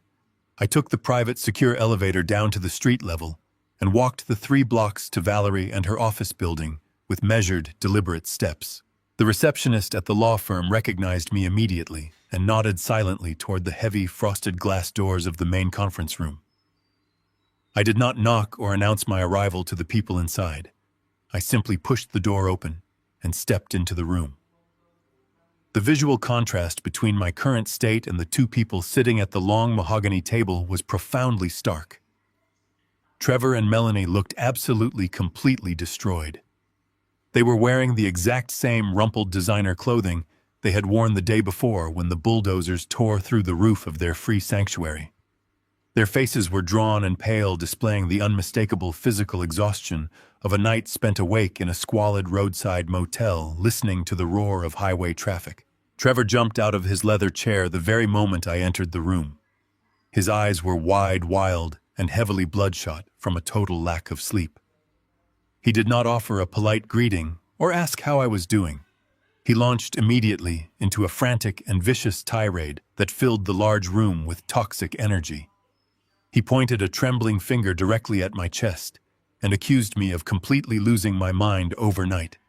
He shouted that I was suffering from severe, unmedicated senile dementia and that predatory lawyers like Valerie had brainwashed me into signing away my own family estate. He paced back and forth across the plush carpet, screaming that he was my only flesh and blood, and that I had maliciously abandoned my sacred duties as a father. His voice cracked with panic as he demanded that I contact the offshore banking institutions immediately and reverse the massive financial transfers. He claimed that the wealth I had secured behind impenetrable legal walls was his rightful future, and that I was literally stealing the food directly out of his mouth. He attempted to justify the forged commercial loan documents with a stunning display of mental gymnastics. He yelled that he only bypassed my permission because he knew my failing mental state would prevent me from understanding his brilliant business strategies. He told me he was protecting the family legacy by taking control of the assets before my supposed illness could ruin them.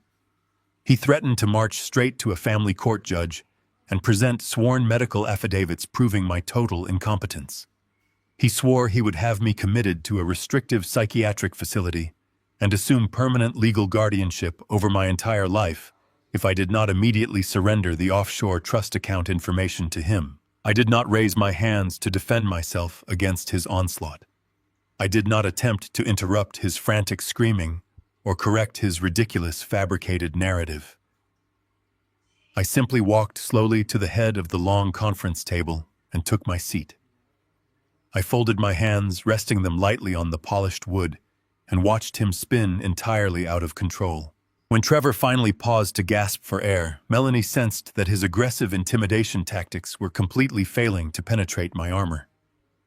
She immediately shifted the strategy and deployed her ultimate and most historically effective emotional weapon. She collapsed dramatically into her chair and buried her face in her hands. She began to weep loudly, forcing large theatrical sobs to echo through the conference room. She looked up at me with dark makeup running down her cheeks and begged me to think about my innocent young grandchildren. She weaponized their names with calculated precision to inflict maximum psychological damage. She cried that the children were terrified and constantly asking why their grandfather hated them so much. She claimed that my sudden cruelty had left them entirely homeless and deeply traumatized, and that they would never ever recover from the searing pain of my brutal abandonment. She invoked the memory of my late wife to twist the knife even deeper. She cried that Nancy would be absolutely disgusted and ashamed of the monster I had become. She claimed Nancy would never have allowed me to throw my own son onto the street like common trash. As she spun her dark web of maternal guilt, a specific and highly clarifying memory drifted into the forefront of my mind. I remembered sitting completely alone at my expansive dining room table just 3 weeks ago. I remembered staring at the expensive birthday cake I had purchased for myself, while the wax candles slowly melted down into the vanilla frosting. Melanie had called me late that evening to casually cancel their attendance. She had used a perfectly sweet and entirely hollow tone to explain that the children were simply too exhausted from their afternoon activities to visit their grandfather for dinner. I had later seen vibrant photographs posted online showing Melanie and Trevor drinking expensive champagne at an exclusive charity gala that exact same night, while a hired nanny watched the children. She had intentionally kept my grandchildren away from me on my milestone birthday to punish me for refusing to buy her a new luxury vehicle the previous week. She had used those children as disposable pawns to inflict emotional pain and establish her complete dominance over my happiness. Now she was invoking those exact same children as a desperate living shield to protect her access to my bank accounts. I listened to her performative weeping and felt absolutely nothing but a cold, clinical detachment. I watched the heavy tears fall from her eyes and recognized them for what they truly were in the harsh light of reality. They were not tears of genuine sorrow or profound heartbreak over a fractured family unit. They were the bitter, frustrated tears of a parasite that had just realized the host organism was permanently, completely out of reach. They continued their coordinated assault for nearly 20 excruciating minutes. Trevor cycled rapidly between vicious legal threats and pathetic whimpering pleas for mercy. Melanie alternated between sobbing heavily into her hands and accusing me of being a cold and soulless monster. They threw every single emotional hook they had utilized successfully for the past decade to drain my resources. They fully expected me to eventually crumble under the overwhelming, crushing weight of their combined guilt and anger. They expected the tired old man to raise his trembling hands, apologize for overreacting, and simply offer them a blank check to make the agonizing confrontation stop. I gave them absolutely nothing in return. I sat at the head of the table completely motionless, like a statue carved from gray stone. I kept my breathing slow and steady and maintained a facial expression entirely blank and devoid of empathy. I let them exhaust every single drop of their venom. I let their cruel words bounce harmlessly off the thick glass walls of the conference room and fall uselessly to the floor. As the heavy minutes dragged on, the sheer crushing force of my silence began to suffocate them. Their loud, confident shouts slowly turned into confused, broken stammers. Melanie wiped her face and stared at me, waiting anxiously for a reaction or a defense that never materialized. Trevor stopped his aggressive pacing and gripped the back of his leather chair, while his chest heaved violently with exertion. The large room descended into a heavy, terrifying quiet. They were finally forced to confront the solid, impenetrable wall of my absolute indifference. My silence sliced cleanly through their hysteria, cutting away the very last remaining threads of their grand delusion. They looked at the impeccable tailored suit I was wearing and the unyielding, rigid set of my jaw. The horrifying, permanent realization finally washed over their exhausted faces. The soft, forgiving father they had ruthlessly exploited for years was entirely dead and buried. I was the commanding architect of my own life once again, and they had absolutely no place in the new secure world I had built. The silence in the glass conference room stretched on for several long, agonizing minutes. It was a heavy, suffocating quiet that seemed to press down physically on my son and his wife. I sat completely motionless at the head of the polished mahogany table, simply observing them as they slowly realized that their theatrical displays of weeping and their aggressive, screaming tactics were completely ineffective. Their emotional ammunition was entirely depleted. They had fired every single weapon in their arsenal, and I had not sustained a single scratch. When their frantic breathing finally began to slow down, I decided it was time to initiate the final phase of the eradication protocol.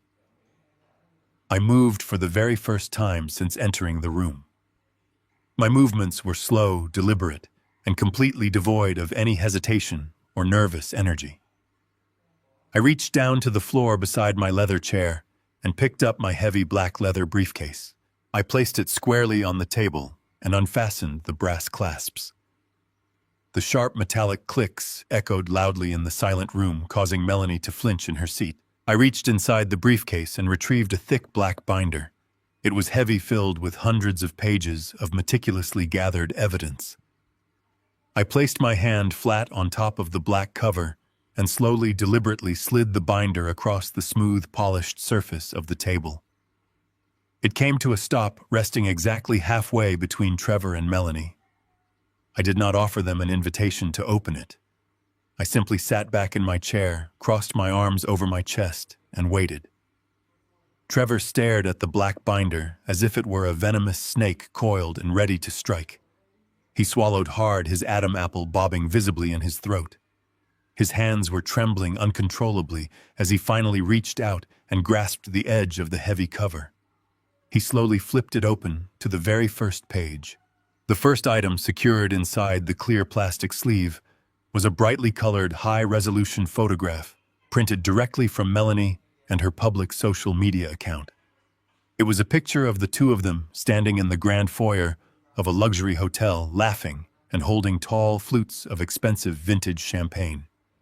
They were dressed in formal evening wear, completely surrounded by other wealthy attendees at an exclusive charity gala. Printed in stark black ink directly beneath the photograph was the digital timestamp of the post. The date and the exact hour matched perfectly with the evening of my milestone birthday. It was the exact same night Melanie had called me, using her sweet, apologetic voice to claim that my grandchildren were simply too exhausted to visit me for a quiet dinner. Trevor stared at the photograph, and the color completely drained from his face. He instantly understood the message I was conveying. The photograph was undeniable proof that their entire relationship with me was built upon a foundation of calculated lies and convenient fabrications. They had happily abandoned me on a deeply significant day simply so they could consume free alcohol and pretend to be important among the city elite. Trevor hastily turned the page, desperate to escape the visual proof of their betrayal. The next section of the binder contained a comprehensive forensic accounting report. Valerie Knox had hired an aggressive independent financial firm to trace every single dollar that had flowed out of my accounts over the past 7 years. The pages were filled with long, detailed spreadsheets highlighting hundreds of fraudulent transactions. Trevor saw his own personal credit card bills paid entirely by my corporate accounts. He saw the massive wire transfers diverted into his failing software company simply to keep his expensive leased vehicles from being repossessed. He saw the staggering accumulated total of the wealth he had quietly, systematically siphoned away from my life. The numbers printed in bold red ink represented a breathtaking level of financial parasitism. Trevor traced his trembling finger down the columns, realizing that I possessed a complete, unassailable record of his lifelong theft. Every single secret expenditure, every hidden debt, every manipulated transfer was laid bare under the harsh fluorescent lights of the conference room. He turned the page again, and his breathing completely stopped. Secured in the center of the binder were the official loan origination documents for the massive Bahamian vacation they had just enjoyed. The papers were stamped by the commercial lending institution. At the very bottom of the final page on the line, requiring the primary account holder authorization, was my signature. Except it was not my signature. It was a clumsy, desperate forgery carefully crafted by my own son. Trevor stared at the blue ink on the page, realizing that his ultimate crime had been discovered, documented, and legally secured. He looked up at me with eyes wide with pure, unfiltered terror. He knew that the single piece of paper resting in front of him carried a mandatory federal prison sentence. Melanie leaned over her husband and looked down at the binder. Her tear-streaked face morphed from a mask of manufactured sorrow into an expression of absolute horror as Trevor turned to the final section. The last few pages held copies of official pawn shop receipts retrieved from 3 different seedy establishments located on the far outskirts of the city. Stamped clearly at the bottom of each yellow carbon copy was Melanie and her distinct flowing signature. The receipts detailed the items she had traded for quick, untraceable cash. The descriptions were precise and utterly devastating. A platinum diamond pendant, a vintage gold tennis bracelet, a pair of heirloom pearl earrings. They were the exact pieces of jewelry that had belonged to my deceased wife.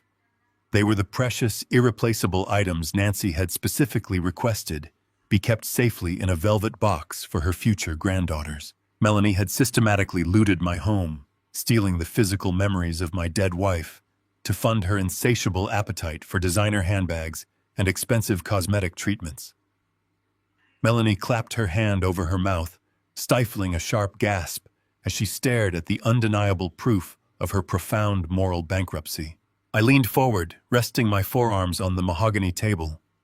I looked directly into my son and his terrified, bloodshot eyes. I opened my mouth and broke the heavy, suffocating silence for the very first time since entering the building. My voice was low, resonant, and completely devoid of any anger or lingering warmth. I did not shout and I did not raise my tone. I simply spoke the absolute, unvarnished truth. I told Trevor about the freezing winter mornings 30 years ago. I told him about waking up 3 hours before the sun crested the horizon and walking out into the bitter cold. I described the heavy, suffocating smell of diesel fuel and exhaust fumes that permanently clung to my clothing. I spoke about working grueling back-to-back shifts at the busy commercial loading docks, hauling heavy freight until my muscles screamed in agony. I raised my hands and placed them flat on the table, showing him the thick, permanent calluses and the deep scars etched into my palms. I told him that I had destroyed my own body and sacrificed my own comfort for one singular, specific purpose. I had endured the freezing rain and the brutal physical labor entirely so I could afford to send him to the most prestigious, elite private academy in the state. I told him how proud I was the first time I saw him wearing his pristine blue blazer and carrying his expensive leather satchel. I had desperately wanted him to have every single advantage I was denied. I wanted him to grow into a man of profound intellect and unshakable character. I wanted him to build a life completely free from the crushing, exhausting burden of physical poverty. My voice remained steady and cold as I delivered the final, devastating blow. I told him that the most profound tragedy of my entire existence was realizing exactly how he had chosen to utilize that elite, expensive education. I looked at the forged loan documents resting in the black binder. I told him that he had taken the brilliant financial education I bled to provide for him and weaponized it against me. He had not used his knowledge to build a successful company or contribute anything meaningful to the world. He had used his private school education to learn how to expertly manipulate banking ledgers. He had used his advanced degree to figure out how to draft fraudulent corporate contracts and exploit complex legal loopholes. He had taken the extraordinary gift of an elite education and degraded it, turning himself into nothing more than a sophisticated common thief. I told him that he had used the very tools I sacrificed my health to give him to systematically dismantle my life and steal my hard-earned wealth. I turned my gaze slowly toward Melanie. She shrank back into her leather chair, unable to meet my eyes. I pointed to the yellow pawn shop receipts detailing the stolen jewelry. I told her that I could almost understand the financial theft because greed was a predictable common human failing. But stealing the jewelry was something entirely different. I told her that she had smiled warmly in my face and accepted my hospitality while secretly plotting to pawn the last remaining fragments of a dead woman. I told her that Nancy had loved her like a daughter, and she had repaid that love by selling her most precious belongings to strangers in a filthy roadside shop. I told Melanie that her soul was completely hollow and that she possessed an absolute terrifying capacity for cruelty. I sat back in my chair and looked at the two broken people sitting across from me. I told them that the binder resting on the table contained only digital copies. I informed them that the original documents, the forged signatures, the forensic audits, and the pawn shop receipts were currently in the physical possession of the district attorney and the Federal Fraud Division. I told them that the offshore trust was completely impenetrable and the commercial sale of the estate was absolute and final. I stated with crystal clarity that they would never see another single penny of my money for the rest of their natural lives. I told them they were entirely on their own, facing impending criminal indictments, massive unsecured debts, and a world that would no longer subsidize their arrogant, useless existence. I stood up from the table, buttoned my charcoal jacket, and walked toward the frosted glass doors, leaving them completely trapped in the silent, devastating ruins of their own creation. The heavy silence in the glass conference room stretched into a suffocating vacuum. I sat perfectly still at the head of the long mahogany table and watched the last remaining ounces of arrogance completely evaporate from the air. The color literally drained from Trevor, and his face leaving his skin a sickly, translucent shade of gray. His previous posture of aggressive entitlement crumbled instantly. He looked frantically at the black binder resting on the table and then up at my face, searching desperately for a flicker of paternal weakness that he could exploit. He found absolutely nothing. The realization that the safety net was permanently destroyed hit him with the force of a physical blow. His legs gave out beneath him.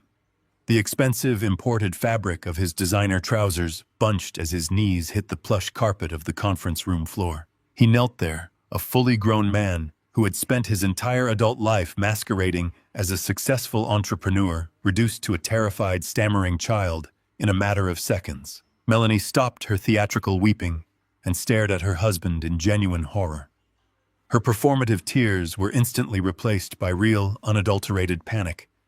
The sudden silence from her side of the table was deafening. Trevor reached out with shaking hands, gripping the edge of the polished wood. He began to stammer, tripping over his own words as he launched into a pathetic, frantic apology. He begged for a second chance. He swore that the forged documents were a temporary lapse in judgment and a desperate mistake made under the extreme pressure of his failing business. He pleaded with me to understand that he only wanted to provide a good life for his family. He promised he would pay back every single stolen dollar if I would just give him access to the offshore trust accounts to stabilize his company and save his reputation. I listened to his frantic begging with a clinical detachment that felt entirely foreign and completely liberating. I looked down at him kneeling on the floor and felt the last remaining chains of parental obligation snap and fall away. For 35 years, I had allowed this man to drain my resources and manipulate my emotions. I had worked double shifts and ruined my own physical health to provide him with an elite education, only for him to use those privileges to commit grand larceny against his own father. I did not feel an ounce of pity for the trembling figure on the floor. I only felt a profound sense of clarity. I raised my hand and gestured for him to stop speaking. The simple motion carried enough authority to instantly silence his pathetic rambling. I looked over at Valerie Knox, who had been standing quietly in the corner of the room observing the entire exchange. She stepped forward with cold, professional efficiency and placed two thick legal folders directly in front of Trevor and Melanie.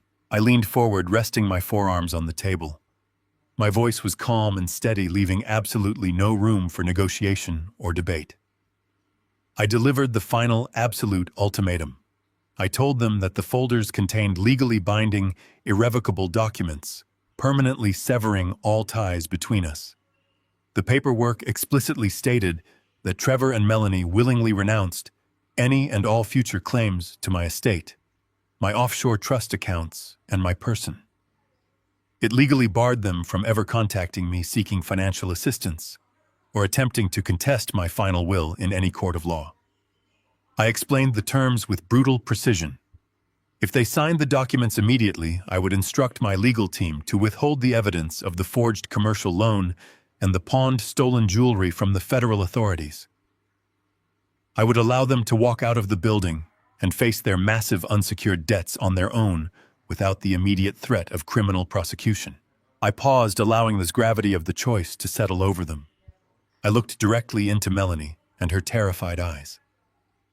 I told her that if they refused to sign the renunciation documents, I would personally hand the black binder to the district attorney before the sun went down.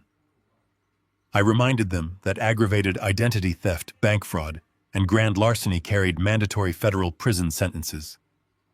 I painted a very clear picture of their alternative future. They would lose their freedom, their social standing, and their children to the foster care system while they served their sentences.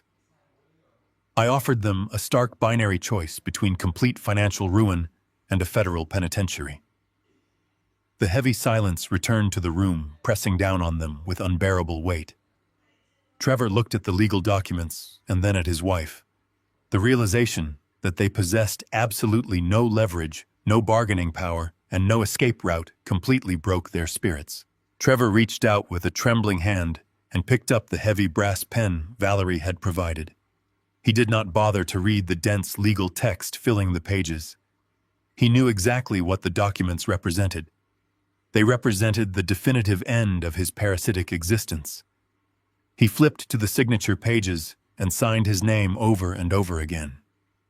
The scratching sound of the pen nib against the thick paper echoed loudly in the quiet room. Each stroke was a surrender, a complete relinquishment of his unearned privilege.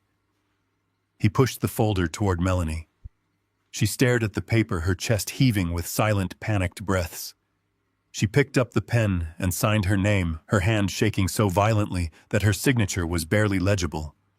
They had been completely stripped of their power, their arrogance, and their pride. They were left with nothing but the terrifying realities of their own actions and the massive debts they had accumulated.